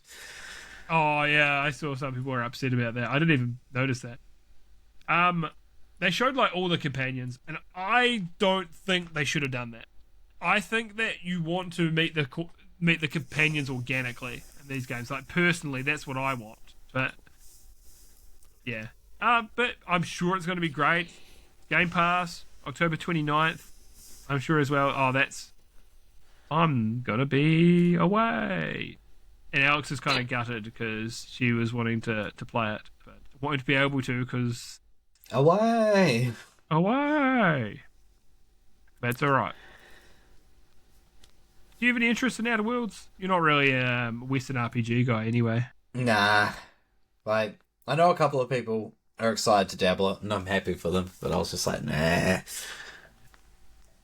You're and I'm happy for them is my over the other way from the other ones we've done. It's like not for me, and that's okay. Yeah. Next one, Inzoi Island Getaway DLC or an update or something. It's a Sims like. Yeah. I'm gonna start calling all of these things like. Yeah, it's a Doom like. The first person shooter. Yeah, that's the one. They used to be called Doom clones back in the day. Yeah. Doom was so popular. So I remember that term. yeah. You like a cozy kind of vibes game? Is this for you? Well, me and my mate have joked about like giving it a dabble because you can really create yourself in it. Why would I want to do that? I've got to spend all day as myself. That's hard. But the thing is, like, yeah, I might give it a dabble with me mate Gage, but like, when I like cozy, I like cozy, but also there are things to do. Like I've got like a goal, but a goal that I can chip away at my own pace. This, I was just like, I'll do it for a bit, like when it's like if it goes on special. But I was just like, man, I didn't really fuck with like Second Life. This sort of like giving me vibes of like a real updated up-teched version of that. Yeah, that's fair. Not for me. Mm. And that's okay. Happy for them. I'll be happy. for them. I'll be happy to like play it if it goes dirt cheap. That's fair. Next game was Fate Trigger. So it was an anime aesthetic game. You had powers, guns, vehicles. It's kind of anime Fortnite. To be Yeah. honest, from the trailer, very much gave that vibe. They showed no gameplay, and there's early access Q1 2026. There's really not enough to go off other than anime Fortnite for that one. Yeah, because I remember watching this, I was like, oh, what's it gonna be? And it's just like, oh, a cinematic trailer. It's just like, alright. Yay. No. But yeah, going early access early next year, so it's probably a long way away or a good way away from a full release. So it's fine. The next game, Seven Deadly Sins Origin. So they showed some tiny brief clips of gameplay. But so what it looks like to me is a third person JRPG, but it says closed beta test, and there's no date on that. I'm like, is this an MMO? Is that what it's supposed to be? Having because you wouldn't really have a closed beta for just a JRPG, like a single player, would you? That's what I was thinking too. Or I was like, maybe they're doing it's going to be like a high budget gacha, like fucking Genshin in that. Premium gacha. Yeah.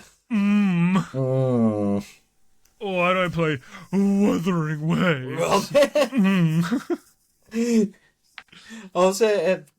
remember saying to my mates, it's like, oh, fucking, there's another gacha out there, Wuthering Waves. He's like, you mean Wuthering Waves? I was like, no, Wuthering. He's like, it's pronounced Wuthering. I was like, no, Wuthering. That's how it's spelled. It's funnier. Oh. They both sound dumb in English. Like, yeah, maybe there's something. Maybe it doesn't sound as stupid in another language, but it sounds dumb in English. So, fuck 'em. Moonlighter 2. Top-down action roguelike. Looting, fighting monsters, upgrading your town and your abilities. So, I played a bit of the first one. It didn't click for me, but I was like, I see the vision. It's got a lot of potential, but it just never really. I played 6.5 hours of it. I did a wee bit, but this looks really good. Sounds like you're excited. Dude, because I too played the first Moonlighter. I think it was just like sort of just craving something like Hades like, and it just wasn't hitting. I was like, oh, it's got a charming art style, but just didn't click. But with this, like, the whole upgrading your town, the fact that, dude, it reminds me, like, presentation-wise, it reminds me so much of Bastion. And that's not a bad thing, because that was a great game. I love Bastion. Yeah, man, I'm excited. I'm excited for Moonlighter 2. Wicked. Yeah, October 23rd, early access, and come to Game Pass. So hell yeah. Win-win. Next game, Vampire the Masquerade, Bloodlines 2. It's a first-person action RPG, vampire powers, shooting, is melee combat. You're fighting humans, you're fighting vampires, you're fighting monsters. This game's been in development a long time. I think it's a development hell kind of game. But it comes out October 21st. So, yeah, pretty soon. Script will be pleased. Any interest from you? Not particular. I mean, there was a scene where he does the where the main character does fast fists. Like, have you seen or know anything about JoJo's Bizarre Adventure? Very little. There's a scene. There's like a character called Star Platinum, and he does the whole aura, and he does just like heaps of punches. You sort of do that a little bit in the trailer. I was like, that's cool, but I was like, nah. But happy for the people who are excited for it. Enshrouded. So this is a game that's already been out on early access on Game Pass. There's a big update coming. So it's an open world survival crafting game. I remember seeing a trailer for this and thinking, that looks cool. Open world survival crafting. Okay. Did you dabble previously? Or will you dabble the update? Probably not, but the water looks real nice. This is a man who loves video game water, eh? If it's done real well, then yeah. I get it. Next game was Age of Empires 5 is coming to PS5. This is something that's been leaked and for fucking ages. There's been people have seen people on their friends list on PS5 playing it for some time. That playtest and so on. With the new expansion, Dynasties of the East. My RTS games are behind me. Age of Empires interest you at all these days? No, I think I peaked at Age of Empires when I was like a kid. Same here, man. Same here. Yeah, shout out to Kellogg's for putting that shit in the box. Let's go. Instead of somebody put shit in my pants, it's somebody put shit in my box. What's the prize? Feces. Oh, man. Kingdom Come. Sorry, this isn't Kellogg's. This is Kellogg's. Kingdom Come Deliverance 2, Legacy of the Forge DLC. So it looks like just an upgrade for the Forge, and there's kind of a town builder side of it. Oh, cool. Yeah. Yeah. I hear good things about the game. It's not my kind of game, but it's okay. Yeah, people who love it, people who don't just like the game, people who are into it, they fucking love Kingdom Come Deliverance. So yeah, it's cool. Cool to see getting some DLC. Speaking of DLC, Cult of the Lamb's getting a new expansion, so new weapons, bosses, and NPCs for your base. So I finished the base game, but I never played any of the major updates. Now the multiplayer and stuff like that. This was a game that I was like, oh yeah, I'll play it for the roguelike stuff. Don't really care for the Animal Crossing like base building side. And then I got really into that as well. Really? Yeah. I really like Cult of the Lamb. It's a great game. Happy to see it getting more updates. They've done really well to support this game because it's not a new game. It's been out for some time now. So yeah, I think Alex and I might play through multiplayer at some point. Did you dabble Cult of the Lamb at all? No, I've been meaning to. I just didn't. But Next one was look good. Yeah, it's pretty good. Next one was World of Warcraft Midnight, which is a boring name when you compare it to something like Wrath of the Lich King, you know? But people weren't so hot on this, but I feel like that's just how it is for people. They just feel like, you know, they've been playing the game for 20 years and they're like, boo! Then it comes out and they play it anyway. So yeah, they've been celebrating 20 years of World of Warcraft is fucking crazy. This trailer did nothing for me, but the Blizzard cinematics, they're very slick. They're really good at that, and they always have been. It's like Blizzard and Square Enix are probably like the best two in the biz, like historically, for these high quality cutscenes. I don't know, I'd rather see gameplay or something, but I think World of Warcraft, how do you make that interesting and enticing in a gameplay trailer? You probably can't. It always just looks like you have to be so far out because you've got to get so much information in at a time, especially when you're like in a raid or something. So, yeah, cinematic trailer. Nice to see some really good visuals from Blizzard doing what they do best. Wow. What's Owen Wilson's favourite game? Wow. It's actually Animal Crossing. New Leaf on his Nintendo 3DS. Next game, what we nearly named this podcast actually, Project Spectrum. First-person shooter, some paranormal things happening, creepy mannequins coming to life. They do not like fire. It looks like... Oh, my words here don't make sense. Looks like you could be good. It looks like you could play as the bad guys. There's a quote that's like, "You are the beast," plays, and then it appears like you can play as monsters in third person. I kind of got asymmetrical kind of vibes from that trailer, but they haven't really mentioned if it's going to be that type of game or not. The trailer was it was a very good trailer, but it just, I still don't know what it is, this game. What are your thoughts? I've got to be honest, man, it didn't really do much for me. I was just like, oh, yep, another first-person horror. And I was just like, ah. Oh, yep, having a look. There is something that says PvEVP horror game. So, it does have a bit of that. Yeah, I thought it looked good. I thought the trailer was really good. I wonder if Project Spectrum is actually going to be the active title, or if that's like just a development name. It's hard to know.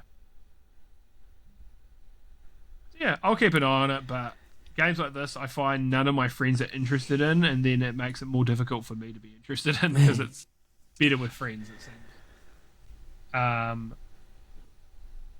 Next game is Heat. It's got a lot of tank combat. It shows some rockets being shot at you from the sky. Remember this one? I don't remember much about this one either, to be honest. And I was like, maybe you play from the other end of it. I don't remember heaps from it. It was like near the end. Was it? Isn't it just World of Tanks? I don't know if it is World of Tanks or it's like a World of Tanks spin-off. Sorry, that's what I meant. Yeah, spin-off, like a more arcadey World of Tanks. Yeah. So that's the thing anyway. Not a lot of thoughts on that. Not a lot of thoughts in general, to be honest.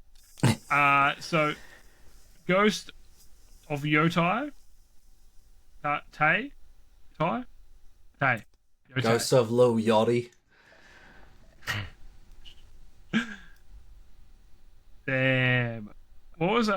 Man, I saw Lil Yachty on Hot Ones years ago, and it's like, man had like claimed he had never eaten a vegetable or something. Dang. He's a weird dude, man. He's a weird dude. He's a little bit like, you can tell he's like a little off, just a little bit, but he seems fun. He seems like a fun guy. No hate on Lil Yachty. I don't know any of his songs, but no hate. Ghost of Yotai. So we've seen a bit of this third-person action game, and the first time I picked up the first game, and it didn't grab me, and I put the game down for 6 years, and then got back to it, and I finished my save from 6 years earlier. Yeah, so they've said that Legends mode, which is their multiplayer mode, which I didn't play on the first one, is coming out in 2026. Apparently, it was very good, and is a free add-on. So the game's released in October 2nd, but Legends is 2026. This is a game that I'm kind of on the fence about. I know I would enjoy it, but I just don't think I've got the time or interest for when it's releasing. It's probably something I'll get to later. Yeah, what do you reckon? Oh no, the trailer was cool. Like, what comes in and that guy's like, "Are you here to give me a light?" Laughs, and then it's just slaughter. Again, I haven't even bought Ghost of Tsushima. I still need to get around to that. So I'll get excited for Ghost of Yotai if and when I play and finish Ghost of Tsushima. That's fair. Next game, Resident Evil Requiem. So we've seen a little bit of this. So they were showing first person. It was first person, wasn't it? Yeah, in the trailer. But it's rumored to also be third, so kind of like they did for Village date, and they've put a date on it though, so it's February 27th. Everything I see on this, it looks really good. I'm just haven't been a Resident Evil guy, so I probably won't be getting it, but every trailer I've seen, I'm like, this game looks fucking awesome, man. Yeah, like I probably won't get it, but that scene where it's just like, "Oh, we've got to go," and then that guy's like, "Oh, I'm gonna go." It was just like, "Oh, it must be something with circuit breaker or something," and then just that person just fucking plastic bags his face, and then just I was just like, "Whoa." brutal. Yeah. Yeah. You normally expect to like see someone get like an axe or something through the head or something, but the Yeah. plastic bag, you're like, oh, that's a different kind of brutality. Oh, that's not just that, but it's the plastic bag and the throat slit. I was just like, oh, that's not nice. Yeah, it's good, man. It's a good trailer. So, like I say, we've seen heaps of it. I don't think they need to show much more before the game releases. Just do like a release trailer like a week out from it and be like, look, it's coming out. Here we go. So, yeah. I'm sure my boy Matt Code is going to be all over that. Black Myth Zhong Q. Sure I nailed that. It's Zhong Kui? Is it? I don't know, man. You just told me it's, and then you said you don't know. Zhong Kui, I imagine. What's he got to do with this? He never escaped Planet Namek. All right, we got another Dragon Ball reference. Do you know how long it's been since we had a Dragon Ball reference? That might be the largest time we've had in between them. That's pretty good. We did well. Cinematic trailer, but it looked stunning. The trailer looked amazing. It showed you nothing. Probably going to be another Souls-like because it's, Black Myth. So, but they described it as an ARPG. I'm interested. I still have to play Wukong, but it hasn't gone on a good sale, man. They keep being like, we'll give you 20% off, and you're like, come on, man, give me a little bit more than that. Treat me right, man. Okay, I have two things to say about the trailer. It looked amazing. I like seeing that. It's like, two big like demons carrying what looks like a long ass sword, and then you see a gigantic tiger, and then on top of the gigantic tiger, some fucking Ganondorf looking fuck. I was just like, that's so cool. What I did not enjoy is these two guys who are clearly Asian having like country bumpkin ass like British accents. I was just like, that was jarring. It's like, I'm alright if you have it just in the actual language. How you can get an English speaker, VA, but it's just like, but just the way that it's just like, oh, call blimey or something to the fly. It did not sound good. It fucking took me out. But luckily that was only like the first couple of minutes. First minute or so, and then you see like that fucking beast of a tiger. Yeah. That's so funny because I didn't even think about the accent at all. I just kind of was like, oh yeah, because the Souls games have a lot of like British. They have like a lot of theatre actors. Yeah. In their games, which is interesting. So I just hear a British accent. I'm like, oh yeah,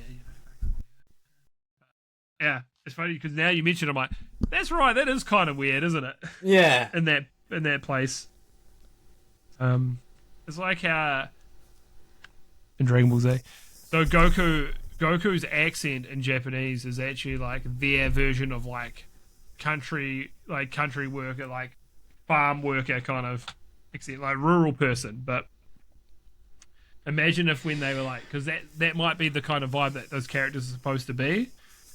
But then imagine that with Get to Dragon Ball Z and he's like, howdy y'all, it's me, Goku. Hey, god dang, coming, y'all. It's just Hank Hill. God dang it. Dale's doing the spirit bomb again. I'm gonna kick his ass. Him going Super Saiyan, he's going, whoa! Bobby Hill just hitting like Cell with a, that's my purse, I don't know you.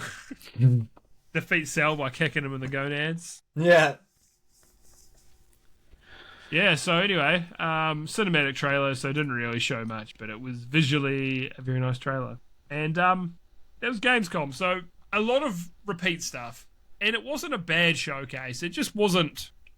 We've had some good showcases in the last year and a bit. Well, since we've been doing the show, I feel like I've been pretty positive on most of the showcases. I'm still positive on this one, but it was like this was just less remarkable, I felt, than Summer Game Fest and the Game Awards, for example. The other two Jeff Keighley events, to be honest. And I have lower expectations when it's just like just a single publisher. Like, here's Sony's State of Play or whatever, right? Because it's only you're a single publisher. This is the industry as a whole.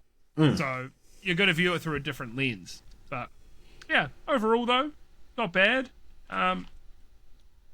Still plenty of good stuff to show. Time Takers was right up there for me in terms of seeing something different. Very, very cool. What else? There was that one other that I gassed up. Oh, there's many I gassed up hard. Sword of Legends was my shit. What was your game of the show, Stephen? That's a good question. The one that comes to mind, I want to say like Death by Scrolling. No, of course, it's fucking Ninja Gaiden 4. What am I talking about? Yeah, that makes sense. Yeah, but definitely a lot of good stuff. And Moonlighter too. Straight in there. Ninja Gaiden, Moonlighter, Death by Scrolling. Yeah, it's a good showcase overall. I was too hard on it. It's just not exceptional. So next, so we've got Smash or Game Pass. So mine's an easy one. It's only just launched, like just now, but I will be playing it. Big Gears of War fan, so it is Gears of War Reloaded, and unfortunately on PC they don't have the split screen, which yes, most people on PC are not going to play split screen, so it is what it is. But it was advertised to have it, and then it doesn't have it. But I was probably going to play it through with a homie anyway. I believe it's just 2-player, the campaign in this one, which is fine. But for PC, unfortunately, as well, it's like they already kind of remastered this, but it was a 1080p remaster. Now we're getting the 4K remaster. It's like, okay, well, you're just giving me an up-rest again. It's not a particularly long game. I was a fan back in the day of the Gears of War multiplayer, but I'm probably not sweaty enough for that now. Yeah, it's just a good time. I think it's like a 6-hour campaign, and it's very macho. You get to see what gaming was like on the Xbox 360. So it's a smash from me, but I'd love to see like them do the second and third one as well, and even Judgment, because I also want to play Gears 2 and 3 and Judgment are just not on PC. Gears 1's on PC 3 times. Gears 2 and 3, 0 times. Dang. Yeah, I think it's worth playing through. Dude, this game was the reason I bought an Xbox 360. Played with our mate Peter and his sister's boyfriend at the time. Actually, his current boss as well, this guy Callum. And we're in Hamner Springs on a wee trip away. And Callum brought his Xbox with him, and they were playing Gears of War, and I had to go, and it just fucking clicked with me. And I was like, holy shit, I need to buy an Xbox 360. Because Halo didn't grab me at the time. Everyone was like, Halo 3, that's the game to play. And it wasn't until later. I tried to play Halo 3, I didn't get into it. I played Gears of War through, and I just kept playing that. I'm like, I guess I'll play Halo again. And then it clicked. And I adore Halo 3. But Gears Reloaded, give it a try. Great game. They actually, because I already owned the remastered version, they were like, yeah, have just the new remaster for free, which is nice. Like, yes, it's something that, like, it's kind of like, yeah, it's just upscaled, but it is nice of them to give that anyway, because they don't have to. They could be they could be cunts and not just like too bad. But give it a red hot go. And you didn't have one this week, was that right? Boy's been sick. And that's right. instead of playing games, I was where I was just like, I'm gonna finish Dragon Ball GT for the second time, and I saw I've only got like a couple of episodes to go, like maybe 10, and I was like, I don't want to finish it just yet. So I was like, I wonder until like I'm healthy and back at work. I wonder how far I can go through rewatching Ed, Edd n Eddy. I'm up to like season 3, and I was like, this still holds up. Hell yeah, brother. I've got to smash your Game Pass on your behalf. Yes, smash or game behalf. The Rogue Prince of Persia. I was looking at that. Yep. I think have a look. Yeah. It looks very cool. The art style is nice. It's very cartoony, but it looks really good. And it is a roguelike 2D Prince of Persia. And yeah, I'm interested. The only downside is you got to install the Ubisoft fucking launcher, even through Game Pass, but small price to pay to give that game a crack. I think like having to install this and install like a launcher is like the reason why I haven't even played Fractured Butthole on Game Pass. Oh, that's fair. I don't blame you, but it is quick and easy enough to do. As much as I'm not a fan, it's like, it's worth. So what we're playing, I finished Wu Chang. It's finally done. Yeah, game's really fucking good. If you like Souls likes, then it's definitely worth a go. There's like middle of the game, there's a balancing issue where you fight by far the hardest boss in the game, and you're like, what the fuck? This bitch is so fucking strong. I had to like, I went to bed. I was like, nah, I'm not beating this boss tonight. I was like, fuck it. I was in that mindset again, like of almost Simon in E33 when I was like, I don't think I can do this. What the fuck?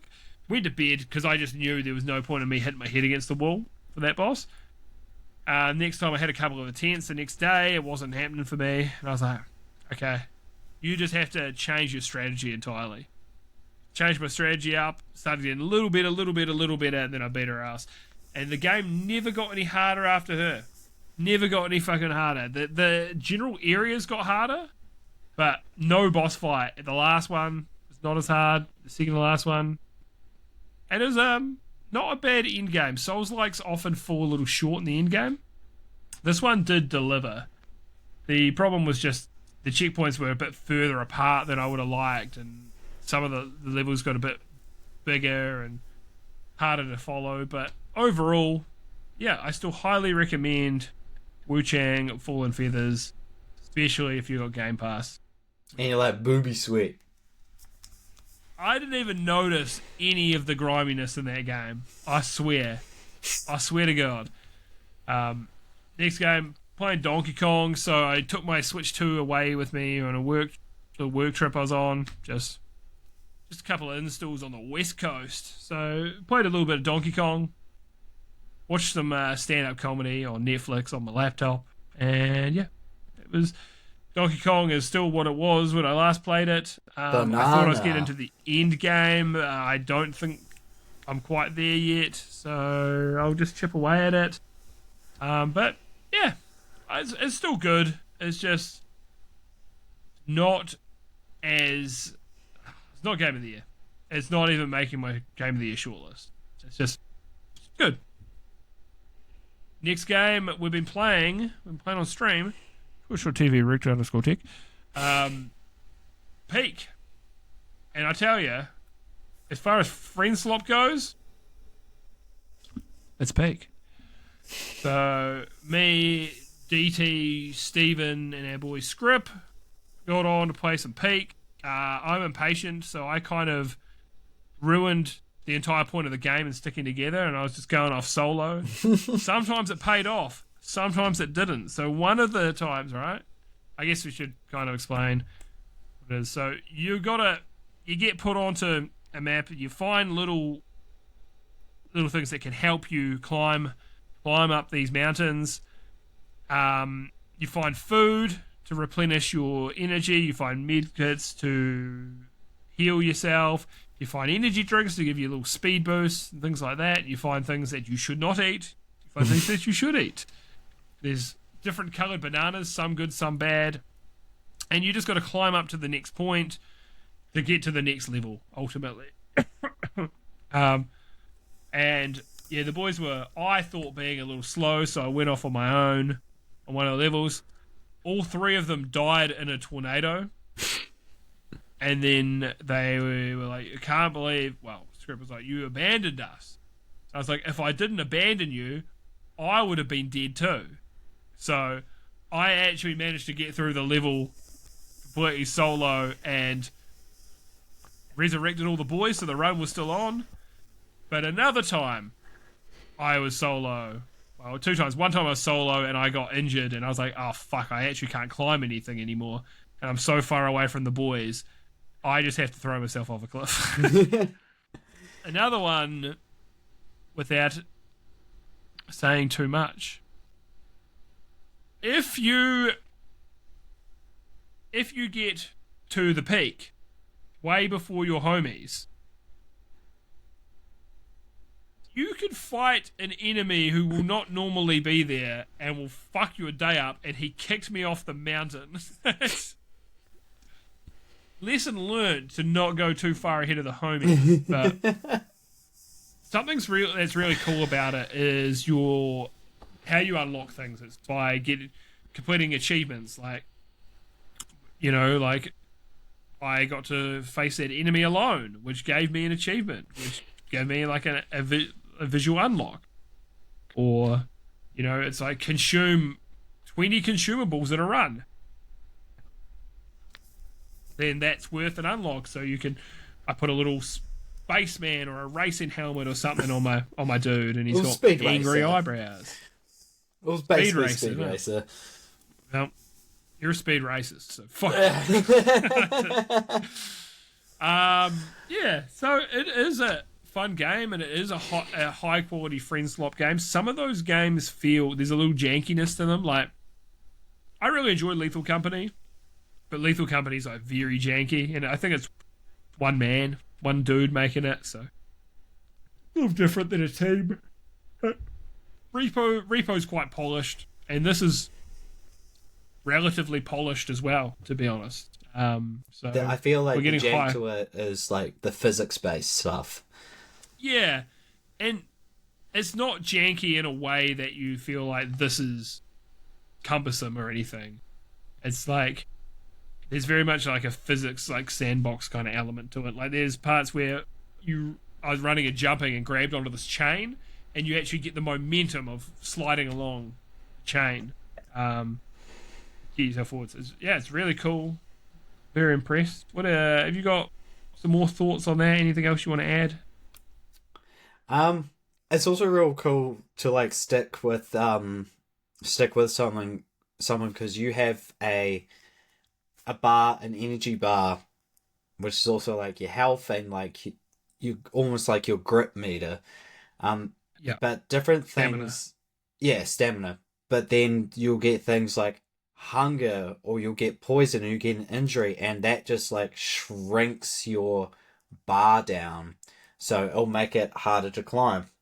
That's why like sticking with someone is good. Oh, and also like packing your backpack with too much stuff, it makes you heavier, which decreases your stamina bar. But the double-edged sword. Yeah. If you want to carry more stuff, great, but you'll be heavier, so you've got less stamina to be able to climb. But then when you've got a buddy, if you press I think it's the left click, the other person, if someone is at the top where you're about to try and climb up to, if your person holds left click, they'll do a helping hand, which will pull you up like mid-climb if they can reach you, which is real helpful and is come in clutch. Absolutely, yeah. Yeah, it's really good, simple concept, executed really well. Um, yeah, we'll carry on streaming that for a couple of weeks, I reckon. Yeah. All right. So, Stephen, what else have you been playing? So I just finished the demo of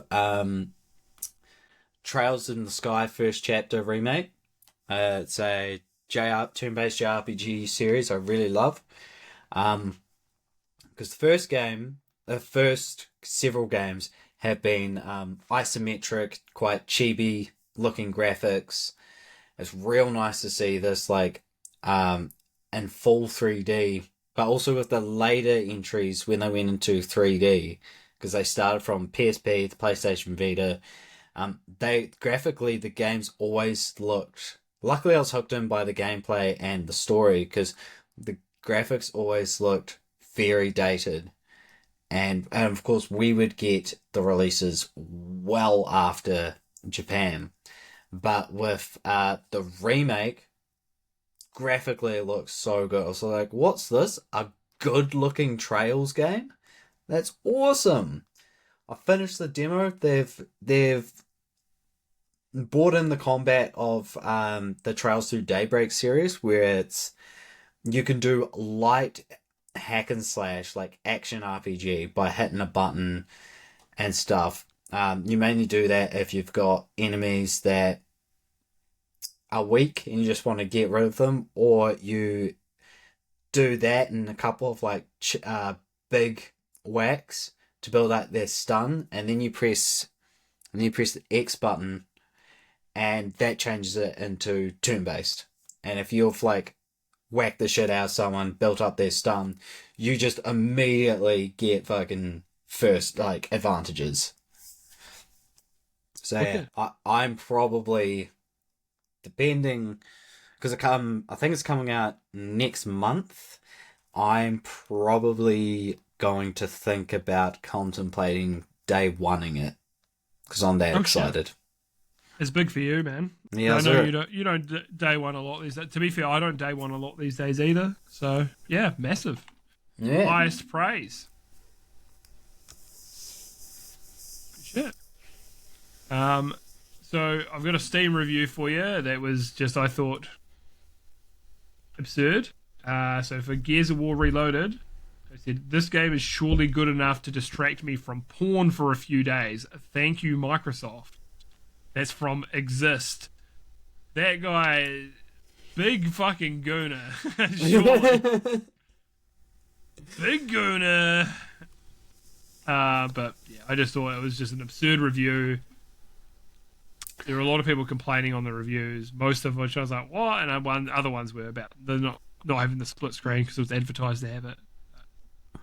Yeah, have you got a review this week, mate? I do. I decide to pluck a review from the OG Trails in the Sky first chapter.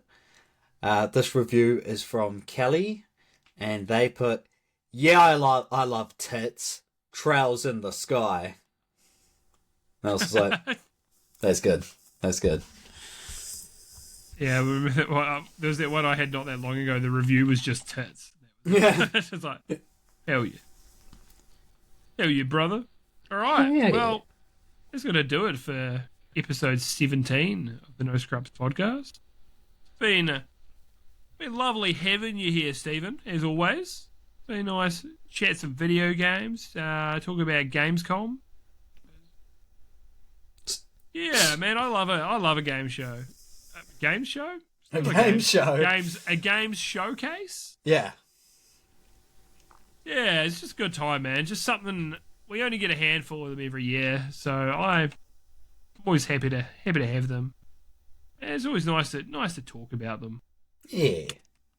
Get as hype. Much as it's not, look, I don't mind doing it, but dude, it's actually so much work, fucking typing it all out, going through each trailer and stuff. But it's worth it. I like that way as well. I actually do kind of absorb a bit more and see what the games are actually about. So yeah, I enjoy it. All right, from us here at No Scrubs Enterprises, it's been real. We'll catch you on the next one. Catch you on the next one. What?